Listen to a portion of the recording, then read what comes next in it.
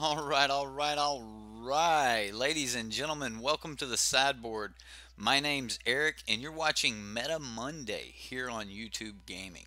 Now, today's Meta Monday is going to be a little bit different from the ones in the future. We're going to extend it on into Q&A and New Year's stream, and from there we're also have a lot of spoilers that I want to cover.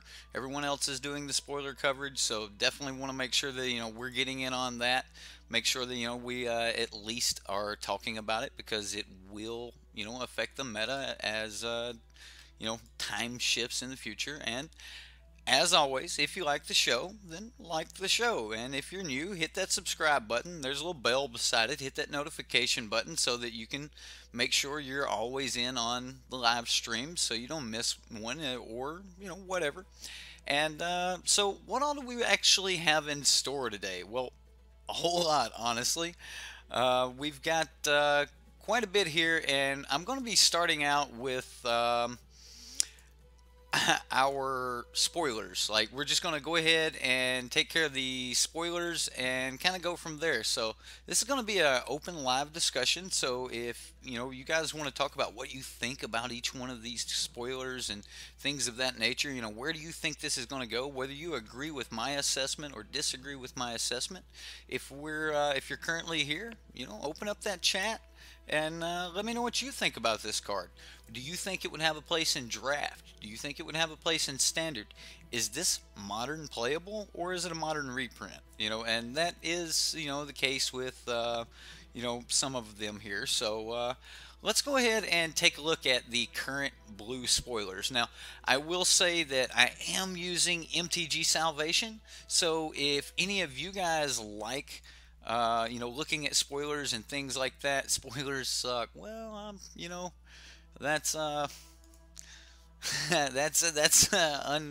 unfortunate, because we're gonna cover spoilers. Well, the beginning of it here, we do have blue, and we only have 38 spoilers, or sorry, 35 spoilers as of right now. Now I am going to go ahead and cover all of them so that we can, catch back up.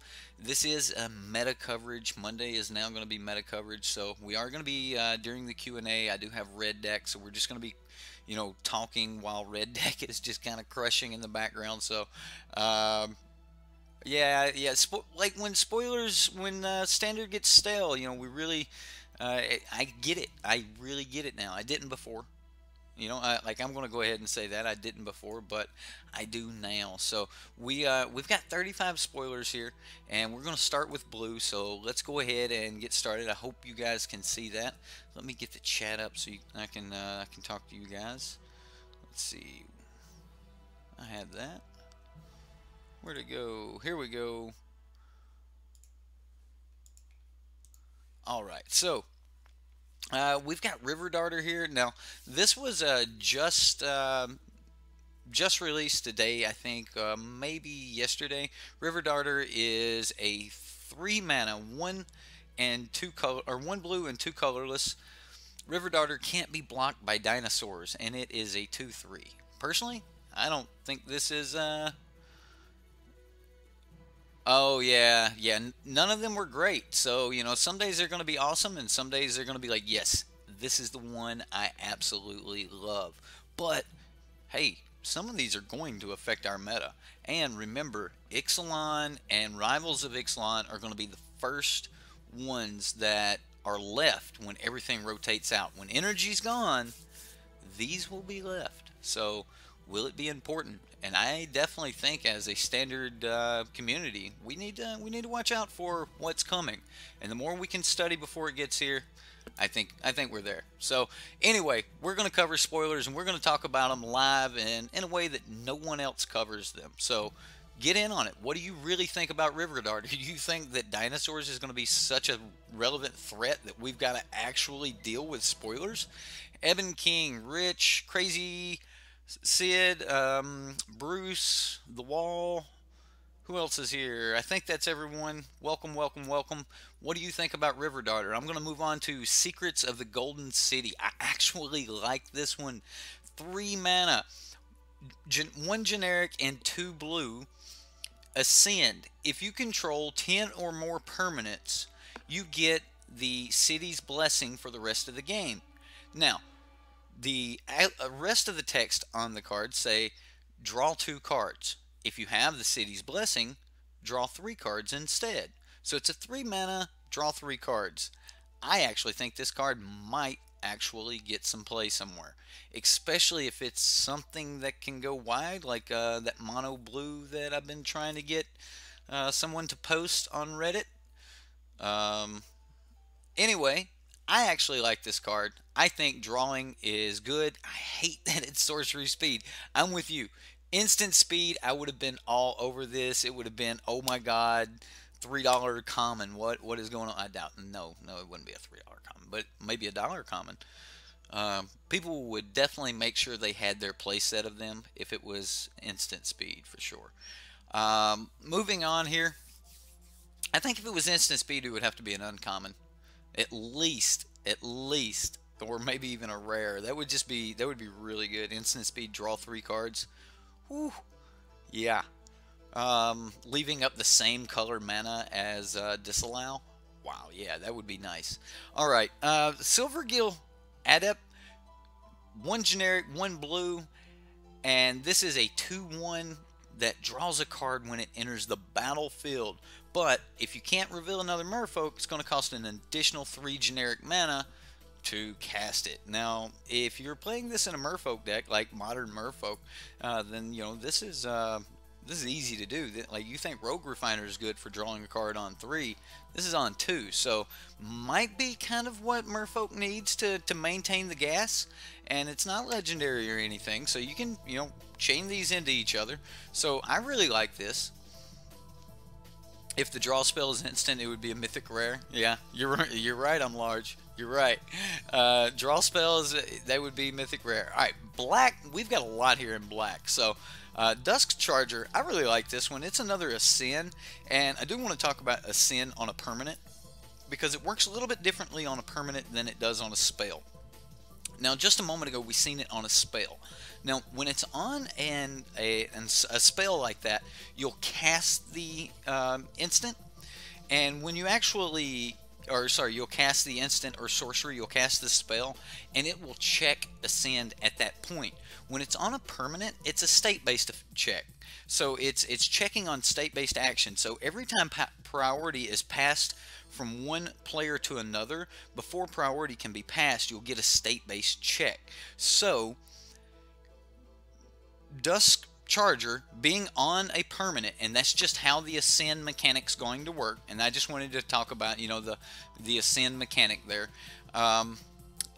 Being on a permanent means that if you can somehow, just for an instant, create 10 permanents, even if it's just a token, they kill it in response. Before they actually get a response, you will have your city's blessing.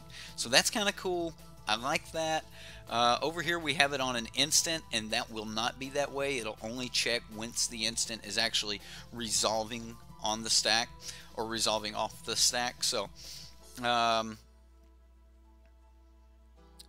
right, well, it's state-based as it resolves. So I could be wrong. Hopefully there's maybe a judge or somebody that can actually clarify that for me, but from the way I can read it here, that's the way I believe the card works. So it being on a permanent means that it is constantly, as a state-based action, checking for Ascend. So this is a 4 mana horse. And so those of you that like that white horse deck, you might be able to play your discard, gain life, salinity, horse, whatever deck. There might be something there. We might get something out of this horse here. So we do have Dusk Charger gets +2/+2 as long as you have City's Blessing. So that's pretty cool with the Ascend on a permanent. Now we've got Tetsamok, Primal Death, 6 mana. 2 black and 4 generic here with Death Touch legendary Elder Dinosaur. I know this guy's been spoiled for a while. Everyone's seen it, but I'm just kind of really getting to give my reaction on it. Now, this is a Death Touch creature, so, Death Touch 6/6 is for 6. Can we say Grave Titan anyone? Now, he's not going to come in and create a bunch of,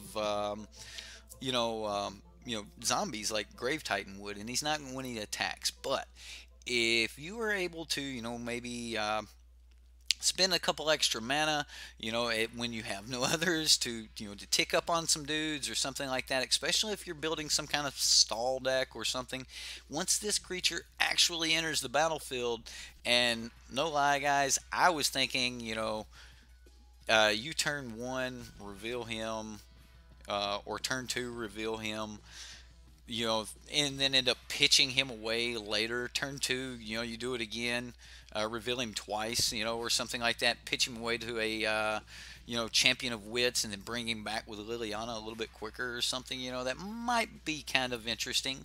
Or, if you have multiples or something. I just kind of think this dude's kind of cool. So, we'll see what he can do. We'll see if there's actually any play. I really like the card. And, 6/6 Death Touchers. And they demand to be blocked. And then the next one here, we got Vona's Hunger here for 3 mana. Now, this is one of my, I've been waiting for this card here. This is 1 black and 2 generic. Instant speed. Instant speed. Who cares about the rest of the text on this card? The very first line of the actual ability, each opponent sacrifices a creature. Alright, 3 mana, instant speed. That is a good price for that ability. We've seen it in the past. We've seen it on like Tribute to Hunger that got standard play. We've seen it on quite a few other instant speed sack effects. So, your Bristling Hydra, we can do a lot of things there. Instant speed is terrific. This is going to bring a lot of power to decks like Grixis Control or Grixis Midrange. A lot of power right here. Now, so let's talk about the extra stuff. Since it's already well priced, let's talk about the extra stuff. We've got Ascend. Could be fun in Grixis Control thing. Yeah, if the Tetsamok and the Vona's Hunger, both could be a lot of fun here in Grixis Control. Man, my chat is severely delayed. I need to fix this where I can see it a little bit quicker. There we go. Unless City's Blessings are easy to get, says the wall. Well, by turn 5, if you've hit all of your land drops, you have 5 land. And that's permanent. Those are permanent. So you're halfway there by the time you hit turn 5. So, let's say on turn 4 you play this, you have at least half of City's Blessing. Andrew, welcome. So yeah, both of these. Anyway, let's get on into Vona's Hunger. So we have Ascend here. Each opponent sacrifices a creature. If you have City's Blessing, instead, each opponent sacrifices half the creatures he or she controls, rounded up. Hey, that's pretty cool. I like that. I really do like that. I mean, the extra Ascend feature, and also notice that Ascend is always first, so, you always resolve your cards with the, the first half of it going first, and then the second half. So, it'll always check for Ascend before it then goes on with the ability here. I really like that. Wizards definitely thought it through here. Of course, that's their job. That's what they're supposed to do. So let's take a look at Vraska, the Scheming Gorgon. Now she's actually from the Planeswalker deck, I think. I don't think this is actually the Vraska that we would get in the set. This is the Planeswalker deck one, right? You guys might have to confirm that for me. White Elder Dinosaur are both in the control deck. Okay, I gotta take a look at the White Elder Dinosaur. We'll get there. Vraska Scheming Gorgon is a 6 mana Vraska, kind of like the one we have. +2 ability. Creatures you control get +1/+1 until end of turn, or +1/+0 until end of turn. Not even Death Touch. What? That's bad. All right, whatever. Neg 3, destroy target creature. Well, that's kind of like worse than what we currently have. And the current one's awesome though. Destroy target creature or enchantment or artifact. Yeah.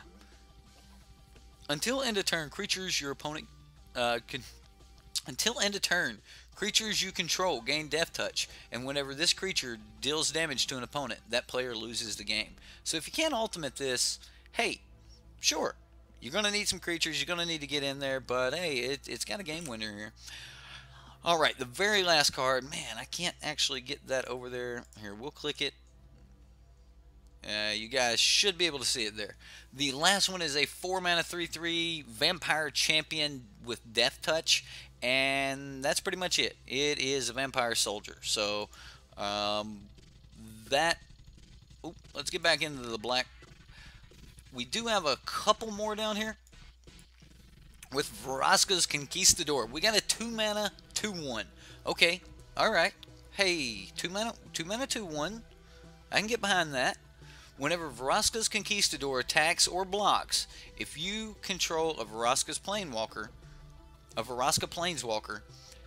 target opponent loses 2 life and you gain 2 life. Yeah, okay, so this is what in the deck with the Planeswalker then?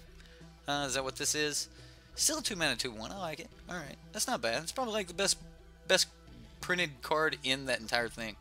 I don't know what's in it yet, but you know. Target opponent loses 4 life. You may search your library and or graveyard for a card named Vraska Scheming Gorgon.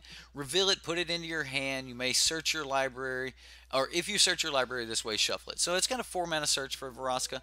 That's pretty cool. And then the last one here, 3 mana Angrath's Ambusher with 1 black, 2 generic. Angrath's Ambusher gets +2/+0 as long as you control an Angrath Planeswalker. 2, 3, 4, 3. It's not horrible.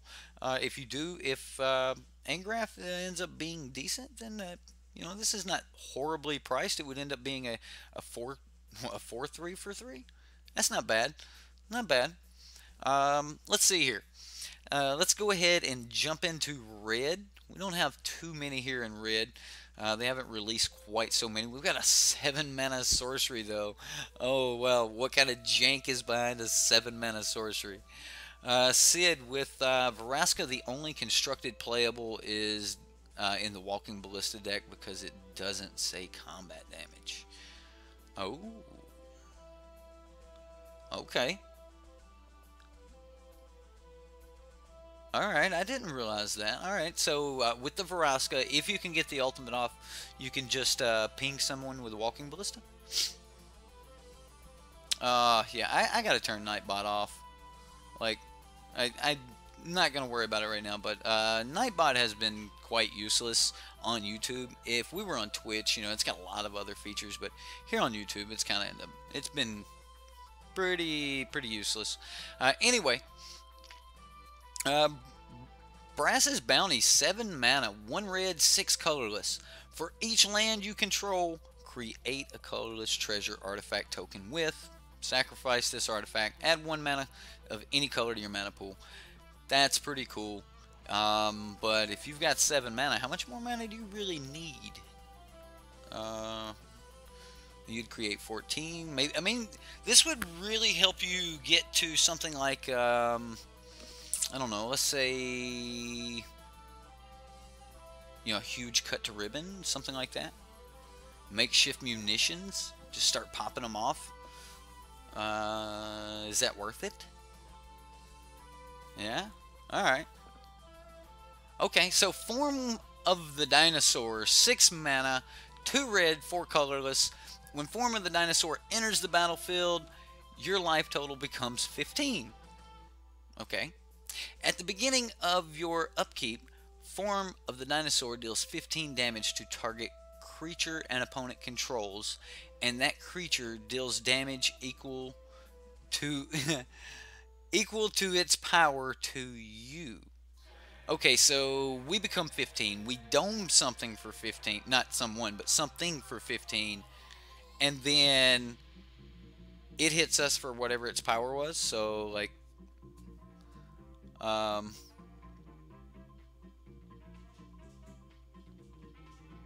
that's every upkeep. It's going to dome something for 15. Whoa, okay, so at the beginning of your upkeep, it doesn't sacrifice, it doesn't go away. It's going to keep doing this. Target creature an opponent controls, and that creature deals... So as long as they put something out, it's not a May ability. You're going to target their dude. You're going to take its power. You just give them haste, but you're killing it. That's, Oh, wow, that is a combo. Neg 15 counters, you have no power. So, who cares? I like that. Oh, wow, okay. Okay. I see where you're going with the Soulscar Mage. Yeah. Alright, so with Soulscar Mage, let me explain that to everyone who's not reading chat right there. If you have Soulscar Mage out, you're going to actually deal damage, and then that's going to be a replacement effect. So, you know, layer 7 replacement effects, you're not actually going to deal damage. You're going to put that many +1/1 counters on, or neg 1/1 counters on instead, reducing the power of the creature, so you'll actually take 0 damage. Pretty good, pretty good. But 6 mana, could this be a thing? I don't know. It still has to target though, so they could stop it there. Not if you give it lifelink. How do you give it lifelink? Yeah, Soulscar Mage seems pretty good right there. Yeah, I don't think there's a way to give non-combat damage lifelink in Standard, so I'm gonna go with Sid on that one. But I do like it. 6 mana. Might be something, you know, we could Sunbird's Invocation into. You know, 6 mana. I like some 6 mana enchantments. Next, we've got a 3 mana 3/2 here in Frilled Death Spitter. Frilled Death Spitter. It's an enrage that actually doesn't die when we ping it. Okay, when Frilled Death Spitter is dealt damage, it deals 2 damage to target opponent. 3 mana. Could we build this in like some kind of... Yeah, in Commander you would be able to. You can do a lot of things in Commander. Could we put this in some kind of Boros? You know, with Kanjali, throw this down on 2. You know, Kanjali Collar allows us to get this down on 2. Is it worth it? I don't know. I know that even if the Attune was on 1 and then they were able to pump the Cub on their, let's say, their turn 3 swing, they wouldn't actually be able to get above 3 without a playing something first. So if they have that, you know, Rogue Refiner on their 3, then yeah. But, you know, hey, that's what they do. They always have the Rogue Refiner, right? But the Dinosaur actually doesn't seem that bad. I kind of like it. Draft, Eben. Oh, so we got somebody with the draft eye here. All right, good, good. I actually really like it in Draft. I don't know what the format's going to be for Draft. How many packs are we going to get of each set? Do any of you guys know? All right, well, Draft, this will probably actually be really good, especially if you get some of the cool, you know, white dinosaurs and the red dinosaurs from, you know, Ixalan right now. Next, we have Swaggering Corsair? Swaggering Corsair? Is that how you say that? Corsair? I think so. Anyway, this is a 3 mana, 1 red and 2 generic, 2/2, and it enters the battlefield with a +1/1 counter if you attacked with a creature this turn. So, it's a 3 mana 3/3 if you've if you've already attacked this turn. What my actual favorite part about this card is the flavor text on it. I'm about to make you famous. From the Golden City to high and dry, they'll talk about how fast you died. That's pretty cool. I like it. Flavor, I like it. Judge, what do we got? You still might take the damage from form. Might take damage from form of the dino. No, no, you won't. Um, so when a creature leaves the battlefield, it would actually check its last known power. We used to run into this with someone casting a Grasp of Darkness on a Champion of Wits. You could play the Champion of Wits, and then if they cast a Grasp of Darkness on it, its power would actually be 0 or negative. So then it would check for such a status like this, like its power, and then that check would then make you, if you chose to draw cards, you would draw 0 and then still have to discard 2. So after reading it, no, if you have a Soulscar Mage on the battlefield, unless it had a 16 power creature, it is not going to be 0. That is how the form is going to go. But anyway, let's look at the last red card we have over here. It's out of the way, so I'm going to pull it up here. We've got a 2-mana 2/2 Pirate Goblin, or Goblin Pirate Swab Goblin. That's just a generic bear, guys. That is a vanilla. That is the vanilla check. 2-mana 2/2. So this is going to be, hey, there's nothing else in this pack. Let's go ahead and grab this in draft. 2-mana 2/2s are awesome. So I like 2-mana 2/2s. Okay, so moving on into green, we do have a couple green cards here. We've got Enter the Unknown, 1-mana sorcery. You may play an additional land this turn. Target creature you control explores. Well, it explores first, then you may play an additional land. So you can simply just target your guy, possibly put a +1/1 counter on him, or put another land in your hand. If you already have a land, you're guaranteed to get in on a ramp. I really, really like Enter the Unknown here. This card seems real good. Those hands where you just have a bunch of lands and some Enter the Unknown, slam them bad boys on the table and it's, you may play an additional land. Just bam, 2-tap lands. There we go. We're done. Play my land for the turn, Enter the Unknown, play another one. And that seems, wow, exactly. But unlike Attune, I don't think that this card can take the place. Like, this is not like Attune, but it is one of those 1-mana. It's not a 1-mana fixer, though. It's not going to get you the land you're looking for, but it will let you, like, maybe just drop a card or something like that. I think it would be really, really good in the Sultai Reanimator deck I've been kind of playing around with, trying to make that, but I do like the card. So 1-mana cards always get my attention, no matter what their speed is. So 1-mana cards that allow you to possibly put another card in your hand always get my attention. So that we're definitely not going to ignore Enter the Unknown. Right, that ramp, 1-mana ramp, that is pretty good. What are you going to, Thopter, Explore Thopter? Wow, what can you play for turn 3 on 2 that would be awesome? Or if you could do this like 2 more times on... Man, that might be interesting. Hey, we might have to look at this, guys. Enter the Unknown. Okay. Galta, Primal Hungerer. Got my promo for this today, but it's pretty cool to see the actual art here. We have a legendary Elder Dinosaur, 2 green and 10 colorless. Galta Primal Hunter costs 10 X less to cast, where X is the total power of creatures you control, and it has trample. It's a 12/12 for 12. Okay, so yeah, I know some people have talked about you can turn 3 this bad boy.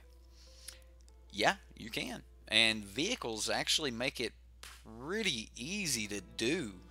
The vehicles themselves can crew each other and stuff, and which automatically throws a huge amount of bodies down.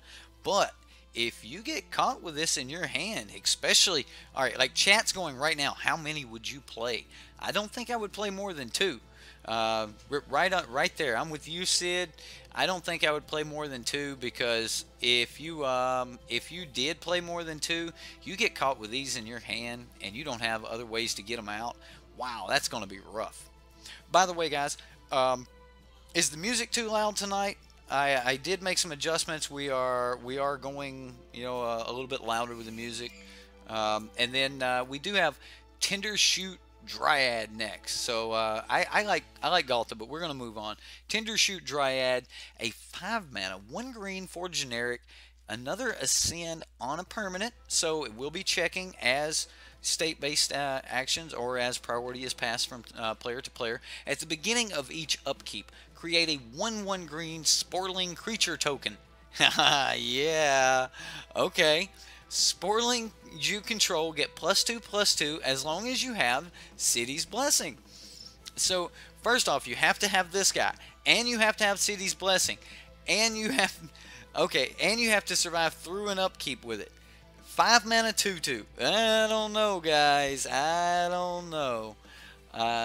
We'll see what the removal ends up looking like in draft. This may be a draft bomb, but it may not either. I do know that making Sporlings are permanents, which allow you to get City's Blessing a little bit easier, so maybe, we'll see. Last one here, we got Thrashing Brontodon. If I scroll down just a little bit, I think that puts it up there where you guys can see it. I won't pull this one up. This one is a 3 mana, double green, 1 generic. You may pay 1 generic, sacrifice Thrashing Brontodon, destroy target enchantment or artifact or enchantment. So it's got pay 1 mana, sacrifice this guy, naturalize.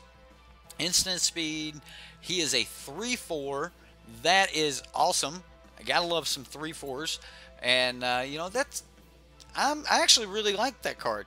I think that card would be a really good threat. Mono green Stompy, you don't have to actually put a spell. You're putting another body on the battlefield. You think cycling's good, hey, I don't need this for its ability. Well, I'll start beating you in the face with a 3/4. I kind of like that idea. Let's get into the colorless here.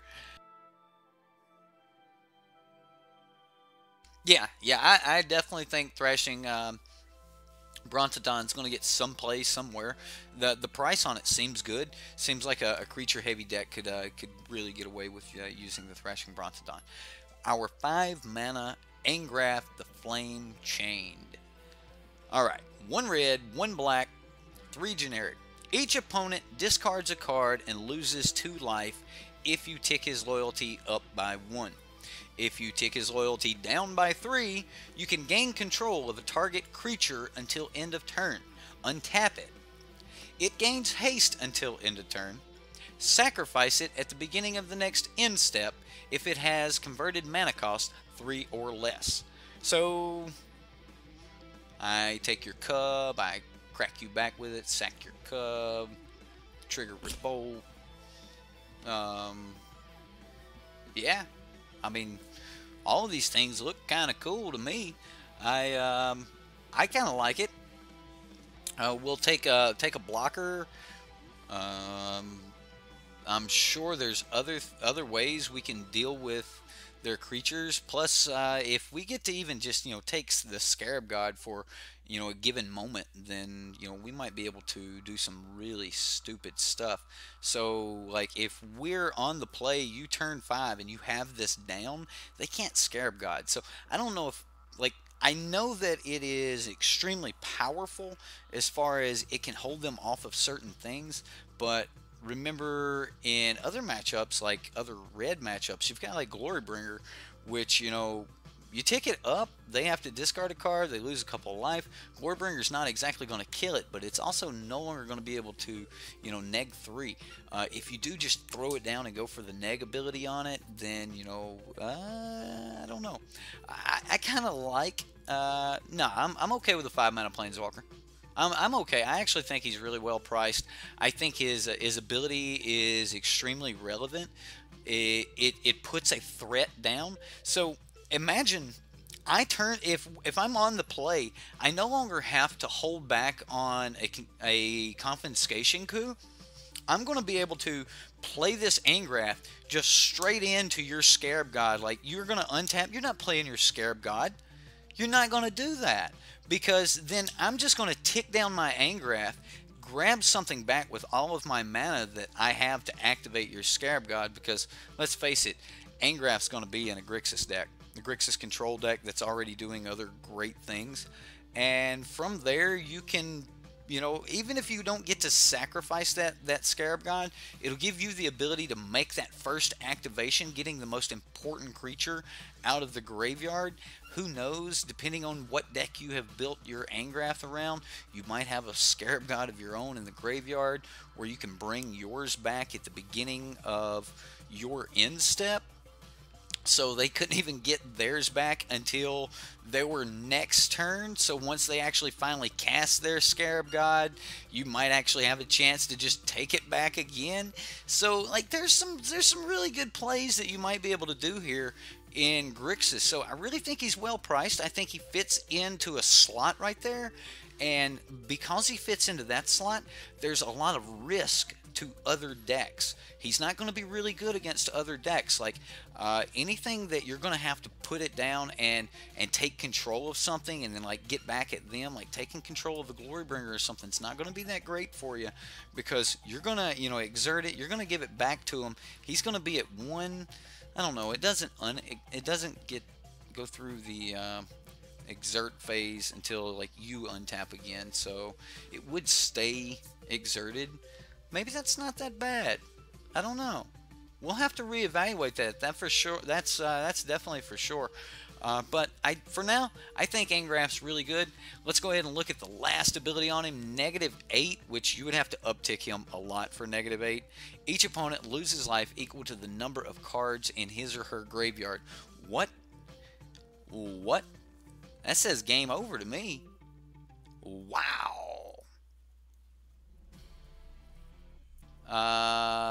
Okay, so the part here where, let's see, wow, okay, so chat got ahead of me here. Hold on a minute. Taking along Angrath is strong, but it seems no play because it dies too easy and its cost is too high for only 4 loyalty. Well, okay, you can tick it up straight to 5, which buys you a little bit of time. I want to play Hazard's Fervor with all the steel creatures, and Angrath's plays into that. You can also sack them for makeshift munitions. Okay, I like sacking to makeshift munitions. I'm going to assume that when we play Angrath that we're not ticking him down immediately. Like, we're going to tick him up to gain a card advantage, not to just play something to have it die. So we're going to get a card advantage, do a little bit of damage, make them now have to shift their priorities over to Angrath. Otherwise, that +1 is definitely devastating. So I kind of like Angrath here. So let's say we're actually sacking on the next turn. We're going to be having a lot of mana open to do quite a few things. So yeah, if we've got makeshift munitions, some stolen creatures deck or something like that, that seems like that might be pretty interesting. We might have to start brewing around in Grixis stolen creatures. I know some of you have. I've seen the post. Stolen creatures don't stay exerted, you thought? Okay, so the way exert works is it'll actually have to wait until whoever exerted the creature's next untapped step before it's unexerted. So when you exert, it's on you before it's no longer exerted. So when it goes through an untapped step, it will then no longer be exerted. So by the time it makes it back to you anyway, it's no longer exerted. So you can just play it like normal, but I think it's actually worded as the person who exerted the creature is the one, when it goes through their untapped step, then it will no longer be exerted. And then the following untapped step that it goes through from there, it will then untap normally. Okay, moving on to Azokhan Seer, like we never see green-white cards anymore that are good. What, Fleece Mane Lion? I can't even think of the I can't even think of the tribe here. What do we have? Green white. What is green white? Not Simic. That's green blue. Selesnya. Selesnya. We have Selesnya colors here. One white, one green, one colorless. Tap. Add 1 mana of any color to your mana pool. He's a 2/3, and he has sacrifice. Sacrifice as Zocan Seer. Return target dinosaur card from your graveyard to your hand. So this lets you get extremely liberal with a turn 2 Raptor or something like that, or maybe even shoot your own turn 2 Raptor, popping for damage. You know, some early way to just Galta, right? Just bam, just throw him in the graveyard. Don't need it. I got you. I got you. Let's see. We have not got. We don't have white up here yet. I guess it's not on here yet, but I'm going to be. After we cover all of the ones we're so far behind on today, just daily, we're just going to cover whatever's new. So if any of you actually have a link to it, send me the link. I'll pull it up. We'll cover that one too. Anyway. I actually like this card. I think this card's really good, and if we do get into something along the lines of, you know, a really good dinosaurs deck, this might be a really good card to top deck late game. I mean, you just play it, forget it, just instantly sack it, get back that other dinosaur, play the one you really want to play, and get back on into, you know, doing damage like you should be, and you know, just roaring. We have a legendary enchantment aura flip card. Oh yeah. All right, I'm just gonna go ahead and we're just gonna go ahead and go over to it here. Now this is the Journey to Eternity. 1 green, 1 black, 1 colorless. Enchant creature you control. When enchanted creature dies, return it to the battlefield under your control. Then return Journey to Eternity to the battlefield transformed under your control. Walking Ballista? Okay, let me say it again. Champion of Ronus. What do you got? What do you got? All right, hold on, guys. You're getting ahead of me. I may have already. Yep, we talked about that. Gain control of another player's creature until end of turn and exert it. It will untap during that player's untap step from. Not immediately. Like if you exert it, it will not untap immediately during their untap step. I don't think. Like there was a ruling on it in a pretty large tournament. See, but I mean, if somebody finds a real judge ruling or something like that, then cool. I would like to know if Glorybringer would untap. Let's see. It's high converted mana cost accelerator from the graveyard because it's a big problem. Dinosaurs. Yeah. Hyped about the card Jund Reanimator? Absolutely. Absolutely. Absolutely. Won't work on Ballista? Return it to the battlefield under your control. Then return. I don't care if Ballista returns to the battlefield and dies again if the other side of this is worth having. So what is the other side of this? I think we'll see that in lands. So let's get back to multicolor here. The next one we have Kumina. Oh, Kumina, Tyrant of Orazka. Is that right? Wow. Kumina, Tyrant of Orazka. Oh man, I had to. That's got to be butchered. That's got to be butchered. Okay, so we've got 1 blue, 1 green, Simic colors, and 1 color. Legendary creature, Merfolk Shaman. Tap another untapped Merfolk you control. Kumina, Tyrant of Orazka. Can't be blocked this turn. Tap 3 untapped Merfolk you control. Draw a card. Tap 5 untapped Merfolk you control. Put a +1/+1 counter on each Merfolk you control. Holy cow. Wow. Okay. Wow. Kumena? Kumena, Tyrant of Orazca. Kumena. Kumena Speaker.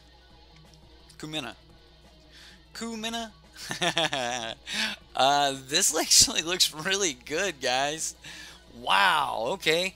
Board stalls. We start building up. Yeah.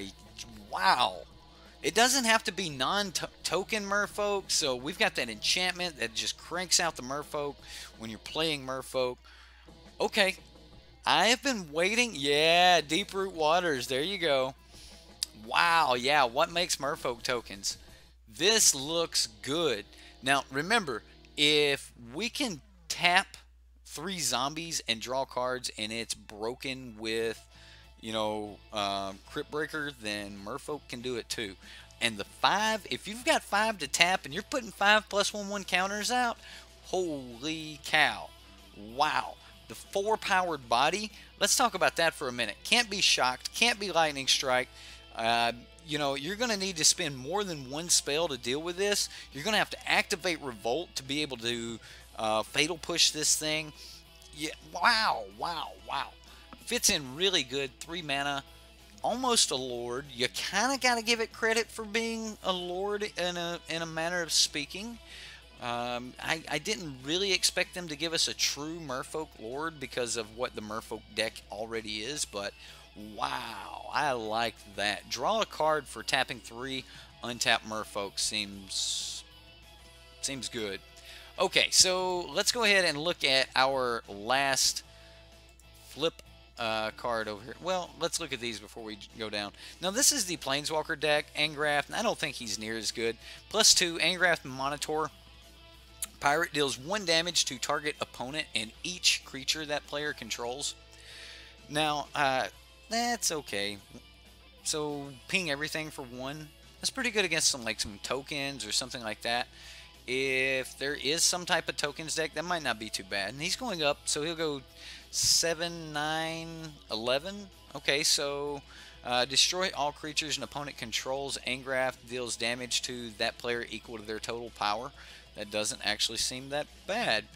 Return target pirate card from your graveyard to the battlefield. So 6 mana, reanimate pirate. Is there some way we can combo with all cards in our decks and graveyards? Like, is there some way to do that? I don't know. It just seems decent. Really seems good with Torment of what's the Scarabs deck? The Scarabs deck and Soulscar Mage. You just start pinging things, just bam, da, da, da, da, and you make a whole bunch of dudes. Everything looks like it would curve in really well there. I don't really know. Angrath's Fury, 5 mana way to search up your Angrath here. Destroy target creature. Angrath's Fury deals 3 damage to a target player. You may search your library and/or graveyard for a card named Angrath Monitor Pirate, Minotaur Pirate, reveal it and put it into your hand. If you search your library this way, shuffle it. Okay, cool. And then the last one here, Storm the Vault. Whenever, 4 mana Izzet colors. We have 1 red, 1 blue, 2 generic, legendary enchantment. Whenever 1 or more creatures you control deal combat damage to a player, create a treasure token. And treasure tokens, we all know, tap those, add 1 mana of any color to your mana pool. At the beginning of your end step, if you control 5 or more artifacts, transform Storm the Vault. I think there's pretty good chance that we could have 5 by the time we even played this, even if we didn't swing. I think this card might be good. Let's go ahead and jump into the artifacts that we know about really quick. We only have 4 here. We've got Awakened Amalgamation. Awakened Amalgamation. We're going to call it that anyway. We're going to go with 4 converted mana, or 4 generic mana. It's an artifact creature, Golem. and its awakened amalgamation's power and toughness are each equal to the number of lands you control with different names. So that's kind of cool. If you've got a whole bunch of different creatures and or different lands, let's see, it doesn't seem too bad. By turn 4, the best you're going to have is a 4/4 on 4. I don't know if that's really great or not, but it could happen. The Captain's Hook here, 3 mana, 3 generic mana, artifact equipment. I actually looked, we don't have a lot of equipments, good equipment in standard. I really wish this would have been 2 mana. Man, Captain's Hook, the equipped creature gets +2/+0, has menace, and is a pirate in addition to its other creature types. When Captain's Hook becomes unattached from a permanent, destroy that permanent. That's right, if you're going to rip the Captain's Hook off, Captain must be dead, otherwise nobody's getting his hook. Okay? Alright, equip 1 mana. This may be what we're looking for, guys. We're going to use Angrath, steal their guy, equip it for 1 mana, and then, I don't know, do something else to...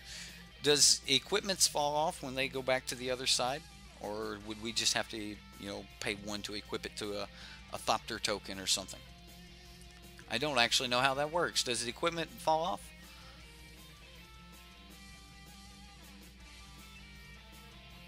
Alright, anyway, we have Glimmering Barrier here, 2 mana, Defender, artifact creature, wall. We haven't seen walls in a long time. Well, that's pretty cool. They threw a wall in here. 0/4 Defender. When Gleaming Barrier dies, create a treasure artifact token with, sacrifice it, add 1 mana of any color to your mana pool. Pretty cool. I kind of like this because, you know, we can sacrifice it in some kind of Pia's Revolution deck or something like that. That's 2 artifacts. If we're sacrificing it to, you know, Atog, we just, you know, we're blocking with it, then we just sack it, make a treasure, sack that one. That's +4/+4. I don't know. I could get behind it. It seems like it might be a better blocker than just throwing down a servo, what is it, servo schematic onto. So, yeah, maybe this is better than throwing down a servo schematic onto. Next, we have a 6 mana Immortal Sun here. Let's see if I can move that over and get the whole thing on screen. The Immortal Sun. This is what we're on Ixalan for. This is why Bolas sent Vraska to Ixalan to find the Immortal Sun. This is why Bolas gave her the compass and the knowledge to sail with. This is why we are here. For this 6 mana artifact named the Immortal Sun. Legendary artifact. Players can't activate Planeswalker loyalty abilities. No planeswalking here, ladies and gentlemen. At the beginning of your draw step, draw an additional card. Spells you cast cost 1 less to cast. Creatures you control get +1/+1. Now that's a lot of text. 4 abilities that are all static. None of them are activated. They're all just there. I think it'll definitely eventually slip into a deck as a one-of or something crazy like that. Like, this is going to go somewhere. When you put 4 lines of text on something, whoa, something's happening. Yeah, Jeffrey, the wall, yeah. Like, there's something here. Spells cost 1 less. That's any spell. That's not instant sorcery. All spells 1 less. At the beginning of your draw step, draw an additional card. What? That is a personal Howling Mine. Okay, now we're going to lock people out of being able to activate their Planeswalker abilities. Okay, all right.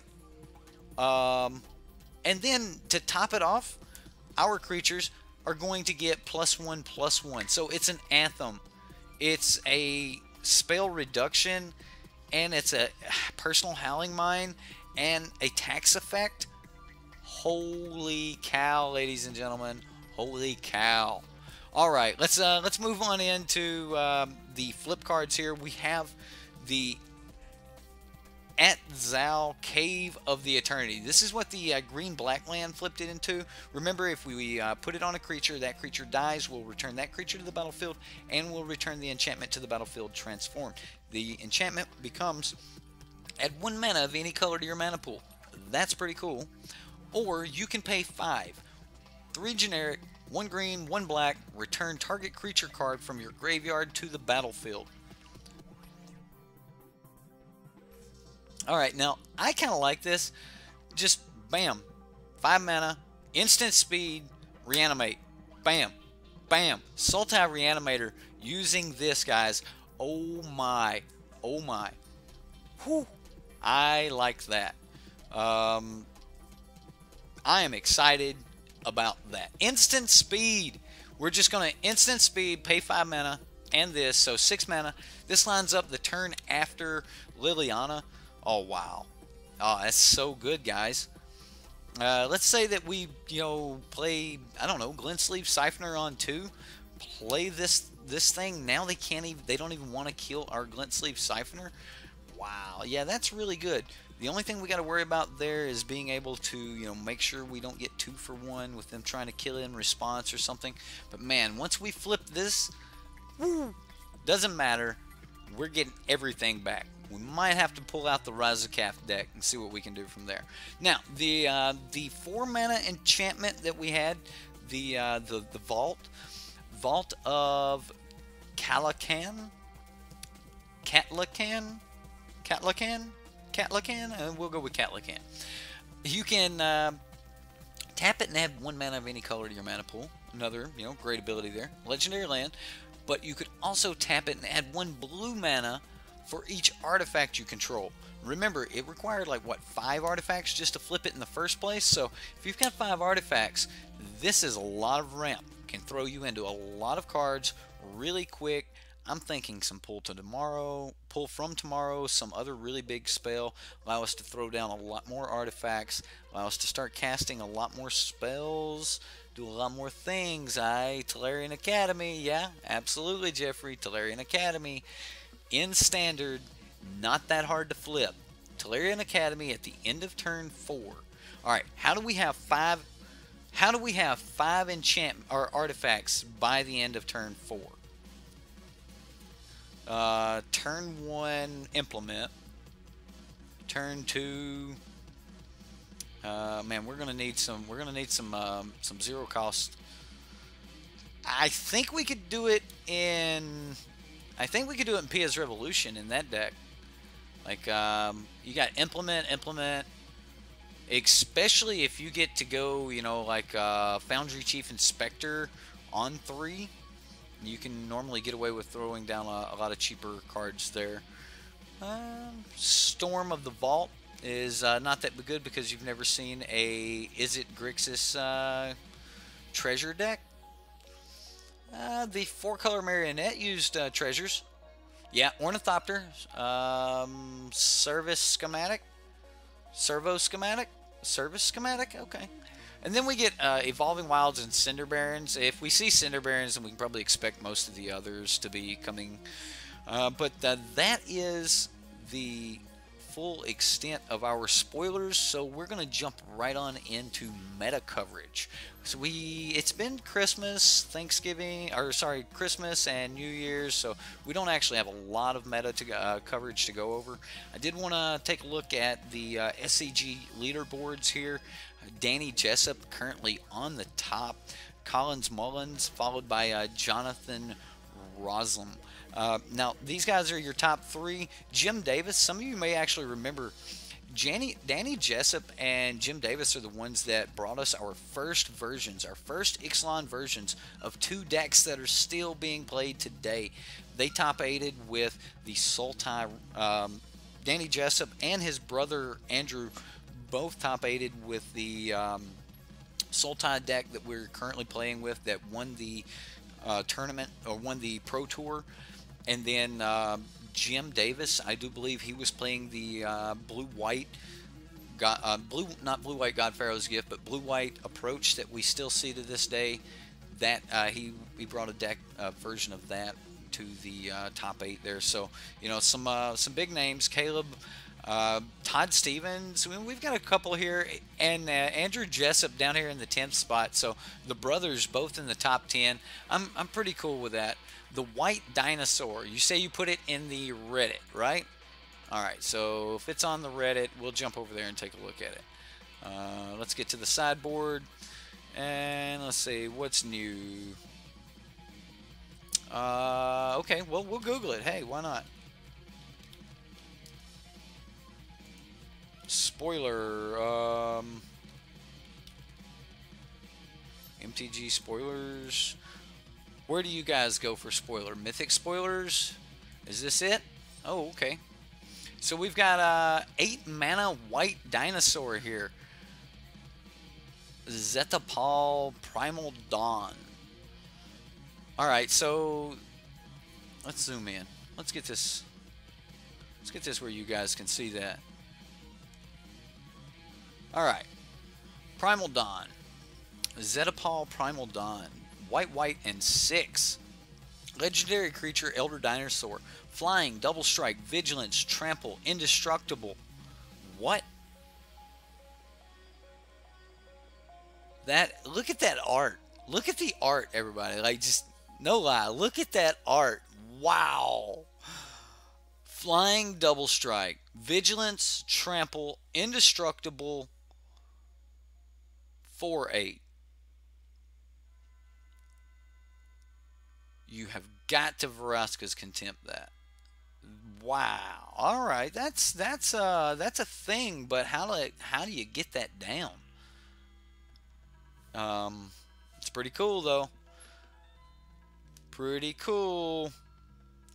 I mean, look what they're comparing it to. Akroma, Angel of Wrath, 8 mana, flying, first strike, vigilance, trample, haste. Akroma, Angel of Fury, 6/6, flying, trample, protection from white and blue. 8 mana. 8 mana Avacyn, 8/8, flying, vigilance, indestructible. Like, this thing is huge. Huge. I like it. I like it. Anyway, so we're going to jump into that top 8 deck list here. We've got blue-white cycling here. Blue-white cycling took first place in the first event that we're actually going to be looking at is the Invitational Qualifier. Blue-white cycling, the deck, only creature in the main board being Curator of Mysteries. Let's go ahead and zoom in again here. Let's get this where you guys can see it. Let's hope as much as possible. I think that's going to put most of the advertisement behind chat, which should be pretty good for us. Also, you guys are going to have to let me know if you guys like to do or meta coverage this way. Now, granted, once we no longer have spoilers, this will just be, you know, those videos. We jump straight in. We jump into the meta coverage. But, you know, it's New Year's. We're doing a whole bunch of new things. And so we've got a lot of catching up to do. So, you know, we're just jam-packing everything in today and just getting an entire new format out today, so you know everyone can get kind of used to how I would like to start going, you know, forward with things. I think that'll move it out. Nah, I'm waiting for it here. Anyway, so we've got Curator of Mysteries as the only creature in the deck. We've got Abandoned Sarcophagus, also one of. We just played a version of the deck like this the other night. We didn't have the Renewed Faith in the deck. This has a couple extra mainboard Fumigates, I believe. I don't think we had quite so many mainboard Fumigates in the Esper version we were playing, but we know the power of Countervailing Winds and Censor. You know, a lot of fun there. We had a lot of fun doing the you know, Drakehaven thing. It does have 4 copies of Drakehaven in it, so you know it's definitely in it to win it with the Drakehavens. I don't see any real other way that the deck could win other than Curator of Mysteries in the main deck. So, you know, it's definitely stuck on the Drakehaven plan. So, you know, a little bit risky there, but I did like to see the fact that he won first place with a Drakehaven deck. Second place, however, Cody Napier coming in with Teamer Energy. Now, let's see what's special about Cody's Teamer Energy deck here, okay? Let's see. Can you guys even see the preview? Are we too far out now? No, I think we're too far out now. I think we're just going to have a little bit of advertisement so it's not cutting off the preview. Anyway, we've got second place here. It's three bristling hydras, four glory bringers, four long tusk cubs, four rogue refiners, four servants, two viziers main board. Okay, all right, two main board vizier, three whirlers. So we're starting to see the whirler get cut back. Now, if you guys seen some of the last meta coverage I did, I talked about when we see whirlers go away, it means that there is a change in the meta. Like if you looked at just before Ixalan dropped, we did not have four whirlers in every teamer energy deck. We did not have main like we did not have main board of braids in every teamer energy deck. If this is the teamer energy deck that won last week, we no longer have all of the whirlers. We no longer have main board of braid. That means it's time for Mardu vehicles again. So that's what I see out of this. Mardu vehicles is about to make their little snap. They're going to make their run for it. So be wary. Mardu vehicles is coming. And then we'll see the shift. We'll see the Thopters come back out when we start seeing more vehicles. Actually, maybe the mono black decks that are going to start jumping up and become a little bit more powerful if the teamer decks do make this shift back to three whirlers and no braids. So this one actually has mainboard lightning strikes, essence scatter. Like he's gotten rid of the braids. He's going for the lightning strike. He's trying to finish the game early. He's wanting to be fast. So he's not really worried about that artifact removal there in the main board. Now in the sideboard, you're not going to see any more copies of a braid. A braid's not in this deck. He was just not worried about a braid. Four copies of negate, just flat out gonna get something down early and then negate your turn 4 refurbish. Just stop you from actually ever getting it. Once he can get a good threat on the battlefield, he can start pressuring you with that threat. He doesn't have to worry about tapping out. Four negates is just all it really needs.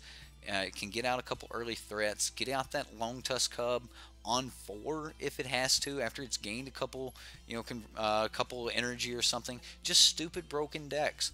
I know a lot of you guys don't like that word stupid, but whatever. This deck is just really really powerful. Deathgorge Scavenger, not always in the sideboard, but we do see them from time to time. A couple more copies of Vizier, so we're kind of like the Yuya Watanabe decks with 4 Vizier mini faces. I think he was one of the first to really start running 4 Vizier mini faces, and he did that in the Japanese Nationals. 3 Chandra's defeat. Really worried about that red deck. Really worried about that mirror match with the Glory Bringers. And then an extra copy of Essence Scatter, also really good in the mirror match, being able to stop those bristling hydras, other Glory Bringers, and things of that nature. Terrific. Also, it's 2 mana, so that when you're setting back on that negate, you got multiple answers. An additional copy of Chandra, Torch of Defiance. Nissa, we've definitely been seeing a lot of Nissa. His second copy of Confiscation Coup, and River's Rebuke. A lot of people liking River's Rebuke. I've heard some really good things about River's Rebuke. So, hey, all right, Teamer Energy, Cody Napier, good job. Tuck it up there. I don't really know what else to say other than we're looking at this Teamer Energy deck, and his technology was lightning strike over a braid. So okay, whatever. The Ramunap Red that placed the best here in the Invitational Qualifier was just kind of straightforward. Now, we don't always see the Harsh Mentors in the main board. We didn't always see the Rampaging Ferocidons in the main board. He's actually cut back to 2 Rampaging Ferocidons. For a while, we were actually seeing 3. He did put the other one in the side. And then Harsh Mentor, we're seeing that in the main board. That's not really that uncommon, and if you're expecting a Teamer Energy Mirror, you could probably expect those. He's also got a 3rd copy of that in the sideboard, like the Rampaging Ferocidon. We've seen a cutback here on the Kari Zevs. Used to be a 3 of in most decks, even 4 of in some decks. In all of your budget brews, you're going to see this as a 4 of, but that is not the case here. Also not the case with the Hazoret the Fervent. We're no longer seeing the 4 of Hazarets here. You're not even going to see the 4th Hazoret in the deck. It's just not here. Only 3 ofs on the Hazarets here. As the deck is just more on that early plan. getting those early cheap creatures. Can't have any hiccups, no stalls, no waiting around to do things. Still running the 24 lands though.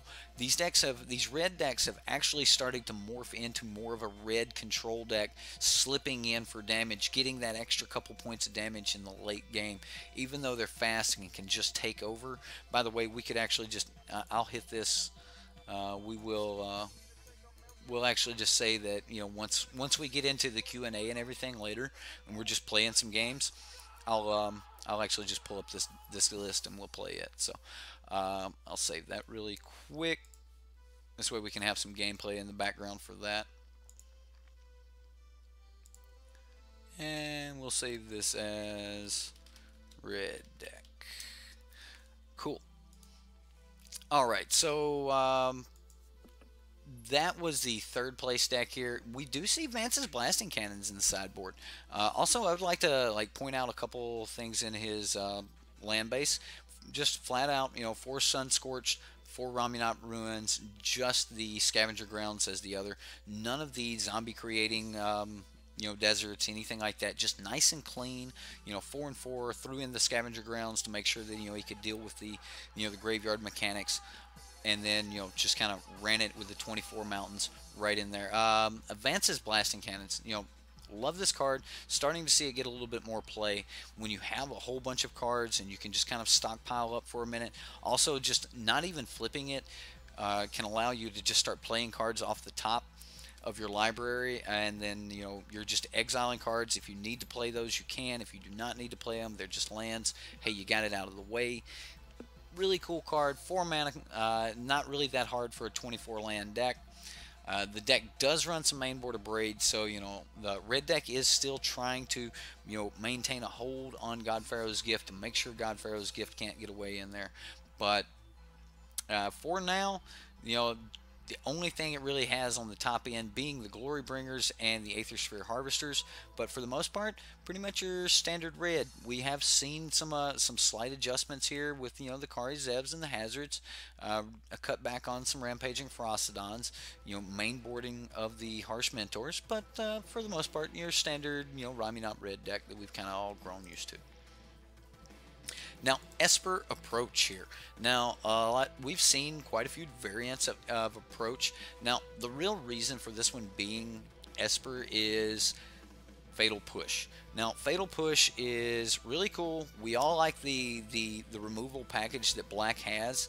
Now, Fatal Push is probably one of the main reasons to go into it, but you cannot overlook the fact that Vraska's Contempt is here as well. I've seen a lot of argument over whether Vraska's Contempt is just simply better or worse than Cast Out. Could you just play the Cast Out and just be done with it? Is Cast Out just better, being able to hit any permanent? Is Vraska's Contempt better, just being able to be done with that permanent forever? No chance at the Cast Out being removed and that permanent re-entering the battlefield.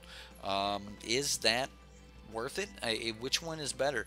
Is the double black too hard to hit? Do you need just the one white? I don't know. And it looks like here he's went with the Vraska's Contempt. So I'm actually going to go with the deck that top 8'd a huge tournament and say Vraska's Contempt is where you want to be. Gaining the 2 life, the instant speed, deal with whatever it is you really need to deal with. That being a creature or a planeswalker. Vraska's Contempt. Awesome card here. You know, huge props to Heath for, you know, taking it, you know, into the top 4 here. His 4th place. Cool deck.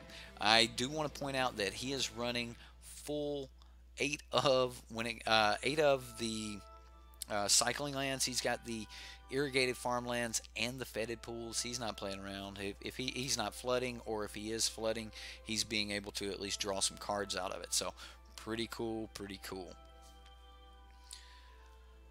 Okay, so after meta coverage here, let's that's the top 4 for energy. 4-color energy here with Glint Sleeve Siphoner, Glory Bringers. We normally don't see the 4-color energies running the Glory Bringers, but they normally either take the black path or the red path. Here we've seen a splash of both. Instead of giving up on the red, they've actually embraced it. They've got the 3 Chandras. This is more of a This is more of a control version of your four color, even though it does have 22 creatures. Um, it's hard to say that it is a control, but it's going to play as like just a high value mid-range version of the deck with a lot of backup and a lot of help from these planeswalkers, even though it has some must answer threats here. I don't know if I like only having the 2 Fatal Push, but having the 4 Harness Lightning is really good. Hostage Taker being really good, so it's kind of like your Grixis Control, but we've splashed in, for the green. The only real green here being the Servant, the Rogue, and the Attune. Everything else in the deck, like most of them, we do have a Singleton Green and Vraska, but that is usually easy to cast by turn 6. In the sideboard, we do have Death Gorge Scavenger and Appetite for the Unnatural, along with a Torrential Gearhulk, a Singleton copy of a Braid. These decks just aren't afraid of God Pharaoh's Gift, it seems. They just have the counters for it. So, just being able to counter God Pharaoh's Gift seems to be enough to hold that deck back. So, make sure you got your a Braid, or if you're not really going to be running the Abrades, if you've got the blue and you can get down an early creature or something, sit back and ride off of that, hold up Negate, and you should be able to just really hold off those God Pharaoh Gift decks. Although they will start getting to the point where they have a multiple, like they'll have a counter for your counter, and you will have to have multiple counters. And they can cover that here with like Supreme Will with Negate backup and things like that. So pretty much everything that you would need in a deck, Nicholas Wright put into his 4-color energy deck.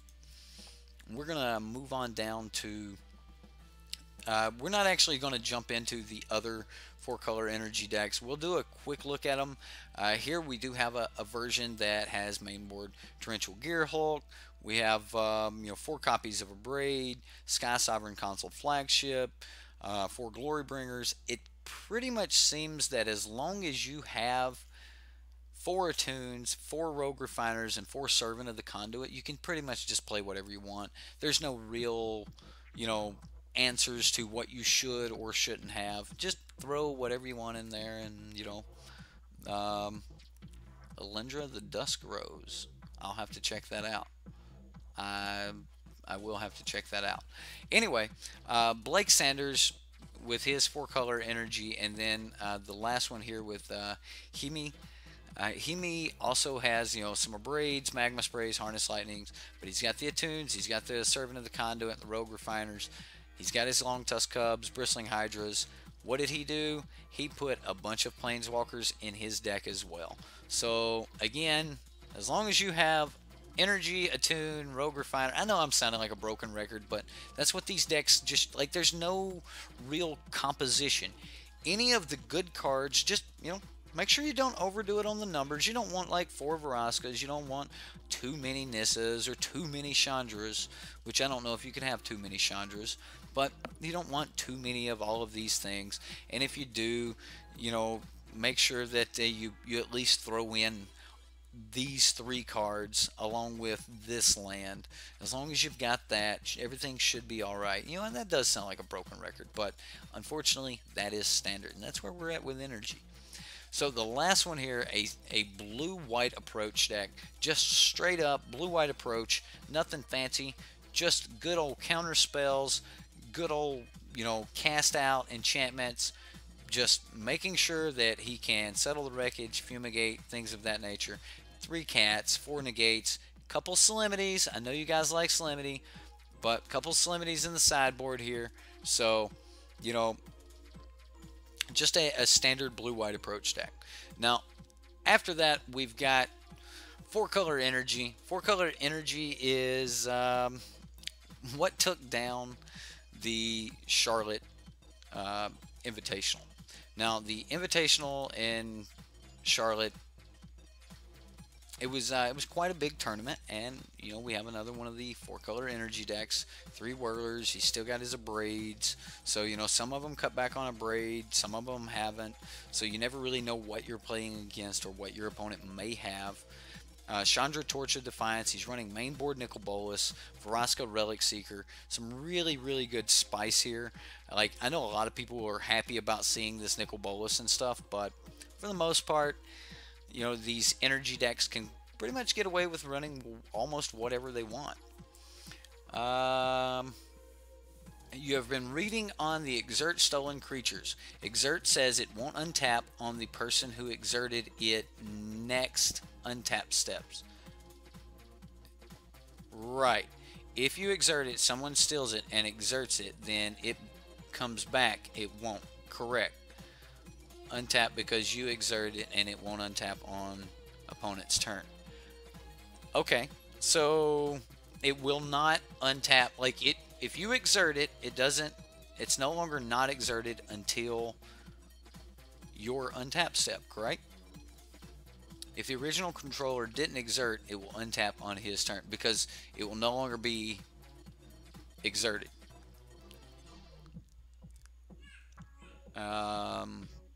Okay. But even though you exerted it on your turn. So if he just takes Glorybringer, open field, he's also got like, you know, a Winding Constrictor. I don't know why that would be a thing. Jun.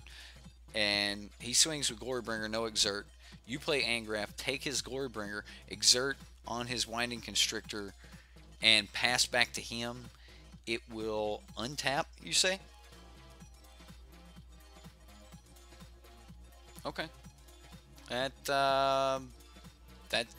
doesn't seem right, but maybe that's exactly how it's worded.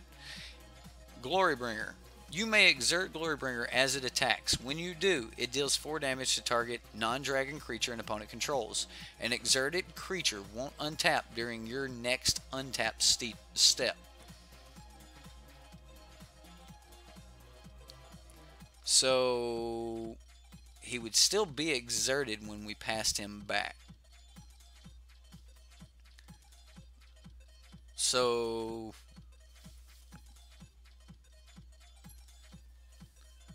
okay, so it checks the current player if they exerted it. Yeah, because it does say your next untap step, I guess. It seems weird. Okay, well, alright. Anyway, the winner was 4-color energy. Second place, Ramunap Red here. No big surprise. Only one on-crop crasher. I was really surprised to see that. Mainboard Glorybringers. 4 Hazoret the Fervent.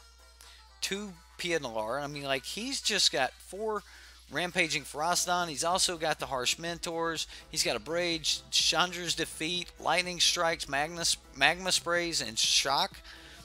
Mainboard Chandra's Defeat? What is going on? Is this madness? We don't even have a sideboard for this deck. What is going on here? Like, this is ridiculous. Two Chandra's main board. I don't even know what this deck is. Maybe this is just a, you know, a bad posting or something like that. But I can't believe we have main board Chandra's Defeat. But that's what it says. That's a lot of burn, ain't it? We've got Lightning Strike, Magma Spray, Chandra's Defeat, Abrade, and Shock. That's 45, 46, 47 plus 24. That ain't right. This has got to be a bad deck list. You know what? I'm not. Thanks, Star City Games. You just showed us a lot right there, Star City Games. Let's look at this Teamer Energy deck here. Was there anything special? We got a commit in the Teamer Energy mainboard confiscation coups. Still running the Abrades, but cut back on the Whirlers. Still keeping in the Vizier Many Faces. We're starting to see more and more, you know, stock teamers do this. Deathgorge Scavenger in almost every teamer deck we've looked at. So 20 minutes ago, where did it get spoiled? Put the link in the chat. I'll approve it. I think I can prove it. I may not be able to approve it.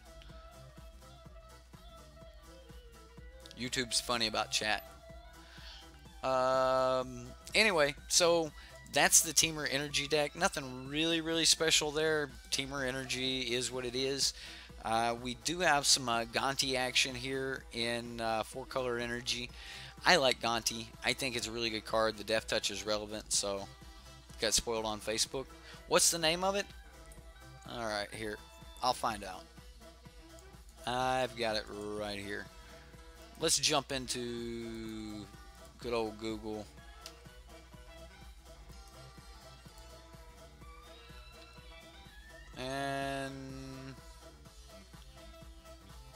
we don't have one on the image search yet, but let's see if we've got.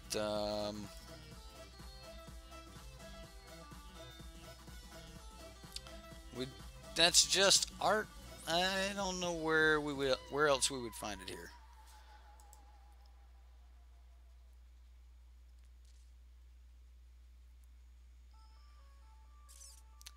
I don't see it here. What do you guys got? Top left pick. What? Images.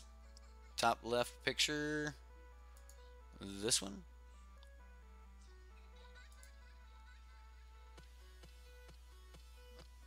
We don't actually have the card though. Don't have the card. Let's see if we can go spoiler.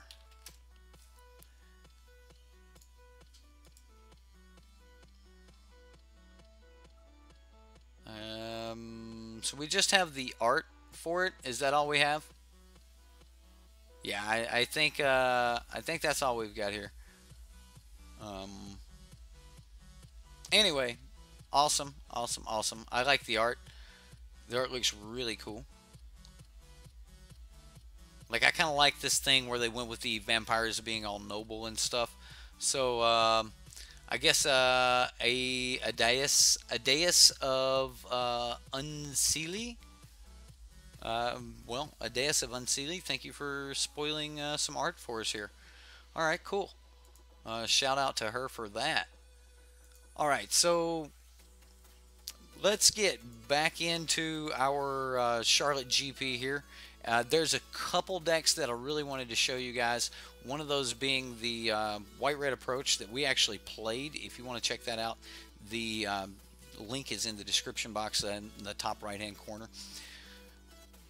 And other than that, I'm not really going to talk about this deck a whole lot, other than the fact that 4 treasure maps is kind of what's the real big change. The deck also actually mainboarded most of the sideboard tech that it used to have for most of the decks. It just said, hey, why are we sideboarding all of this in? Why are we trying to just blank all this removal? Let's just play it.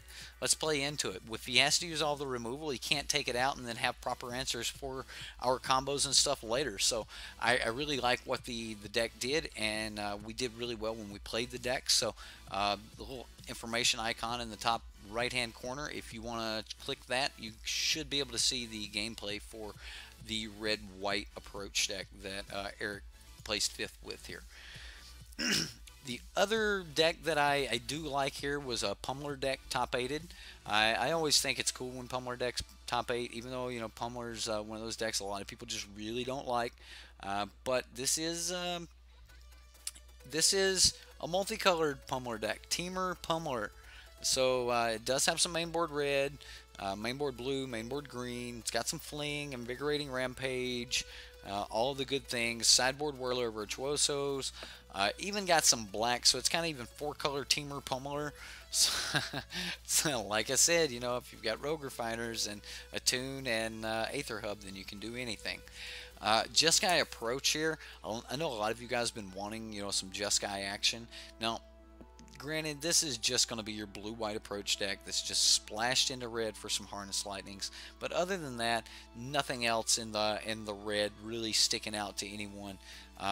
As that so far is the only red card in the deck, other than the Locust God. Locust God's really, really good. Oh wait, there is the Glorybringer. Forgot about the Glorybringer. I thought I'd looked through this earlier and there was only the 2. One in the sideboard and one there, but we got a Locust God, a Glorybringer, and you know, Harness Lightning being the only splash for red. We also seen, you know, the Esper version splash just for some of the black removal, so that makes sense, you know, to see these decks. Vampire Tribal, Kenny. Kenny looking for some Vampire Tribal. Well, I like Vampire Tribal, so those of you guys just tuning in, we're currently in the, you know, ending up meta coverage here. So after meta coverage, we're going to be jumping into you know, what's coming up with the actual channel updates, what we've got going on from here forward. We've going to be starting meta coverage every Wednesday, so let's go ahead and talk about the schedule here. Matter of fact, I'll even pull over what I've got for you guys, my outline. For schedule changes, we've got, you know, live streams are going to be every weeknight other than Friday. So Monday, Tuesday, Wednesday, and Thursday at 7 p.m. Mountain Time. We're going to have Meta Mondays, where we'll either, you know, talk about the big events that just came out that week, or we'll talk about, you know, the spoilers that we've got going on, live, you know, Q&A. Some of you guys, this is going to be your favorite interacting, talking about Magic, that sort of thing. You know, something that you might not get to do at work if you don't have any other friends that, you know, talk about Magic.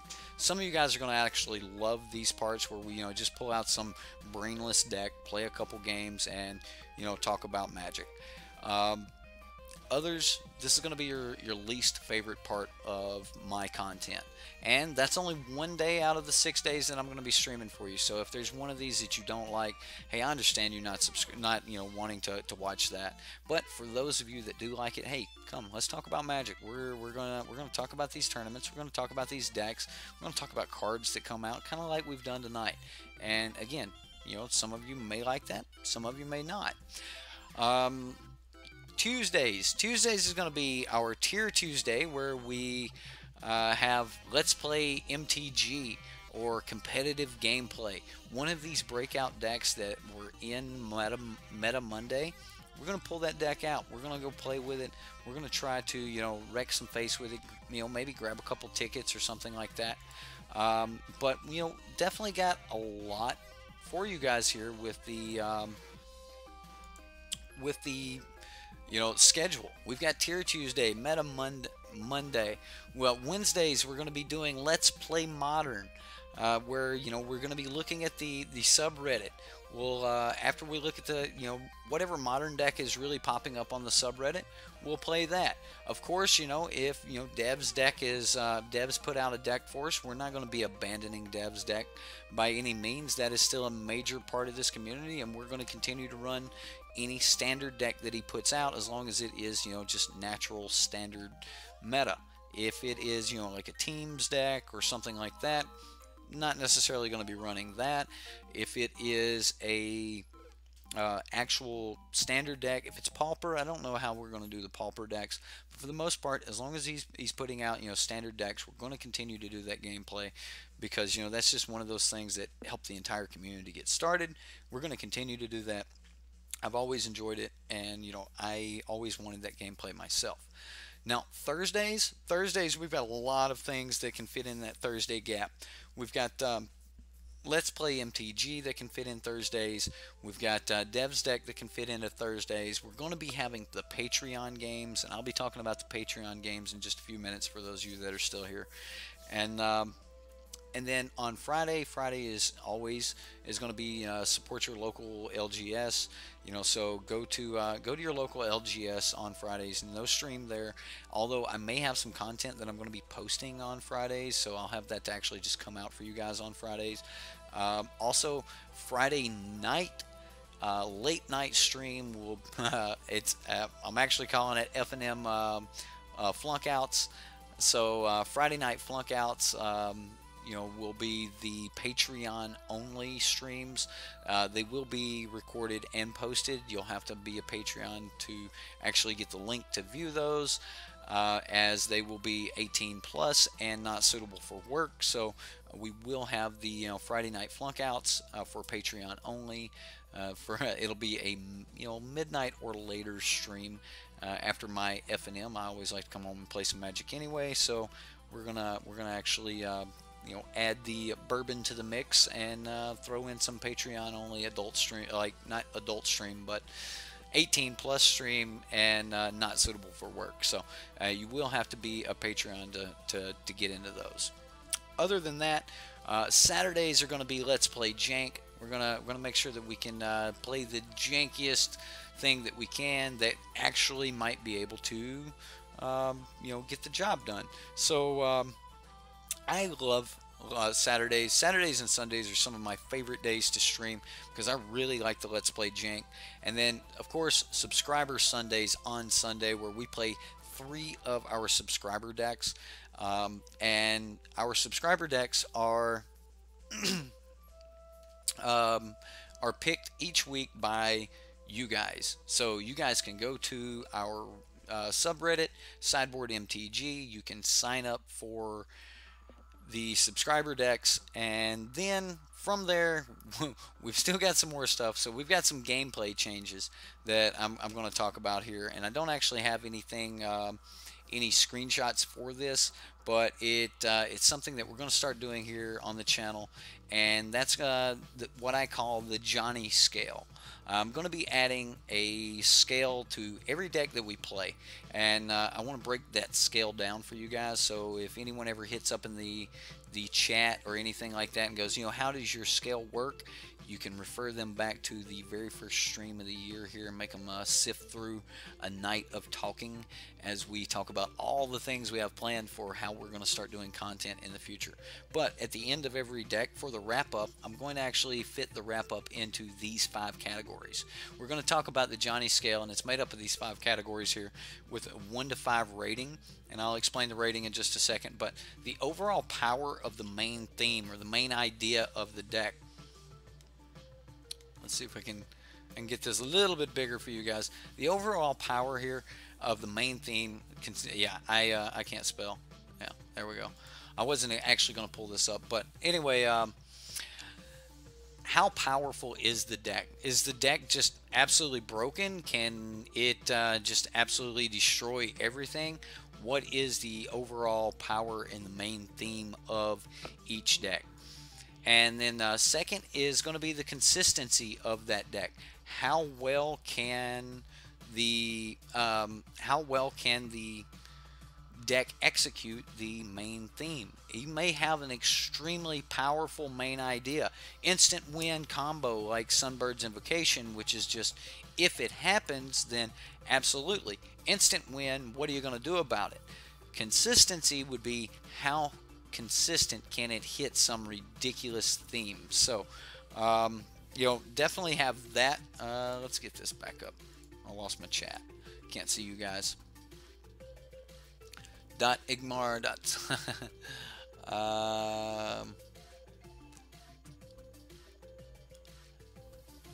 I'll have to check it out later here, Jeffrey.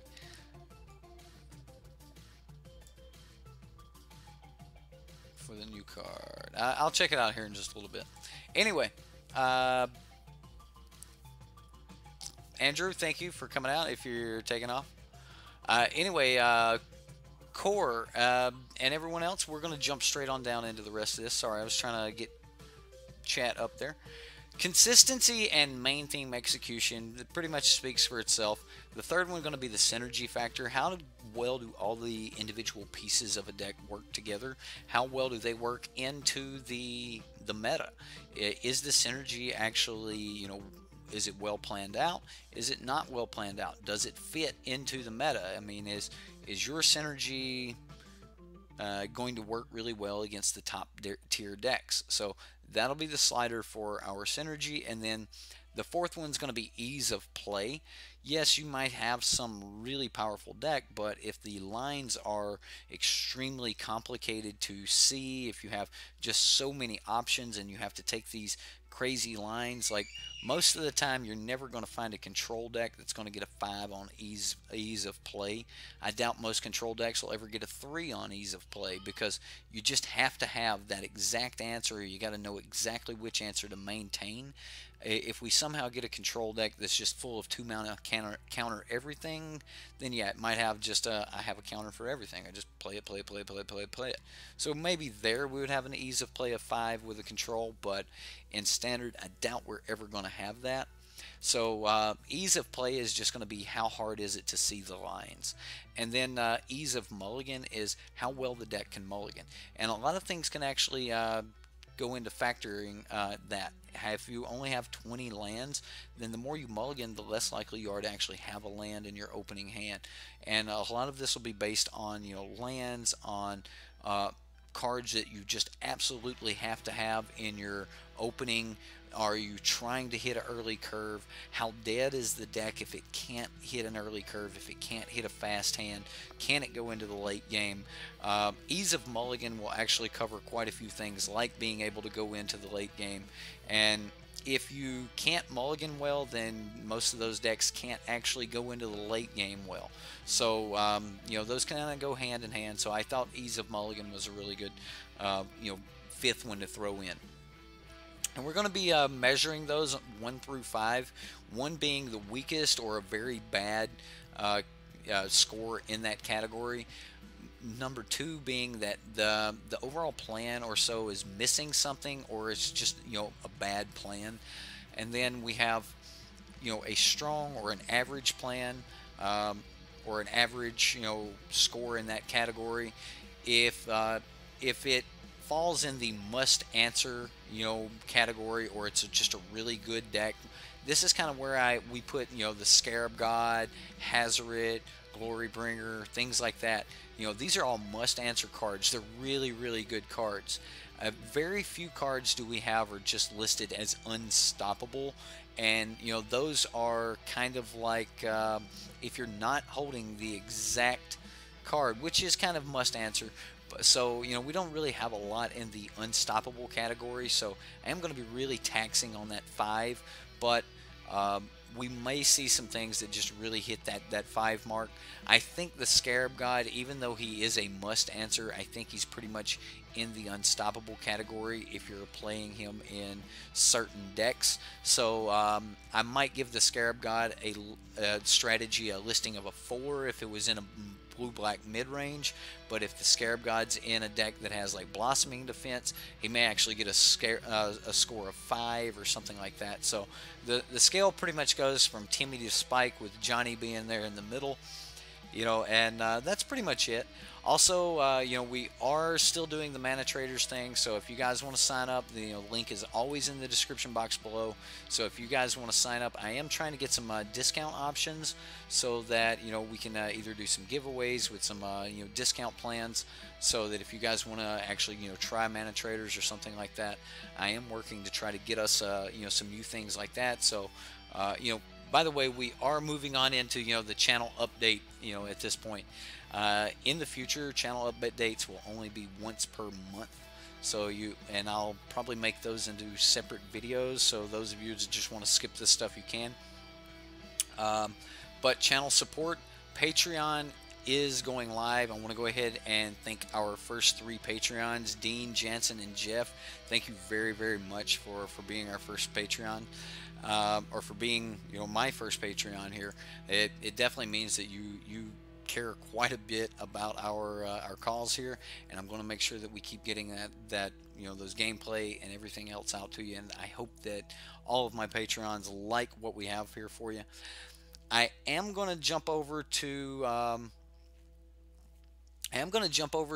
our Patreon, and I want to show you guys exactly what I have to offer for you. So my Patreon, I feel that if you guys are going to be giving your hard-earned buck to my my videos here and things like that, you guys might want to know about it. So the first category, we've got the $1 category here, that somebody that just doesn't really want any reward, they just want to support the channel. I've got an option there for you.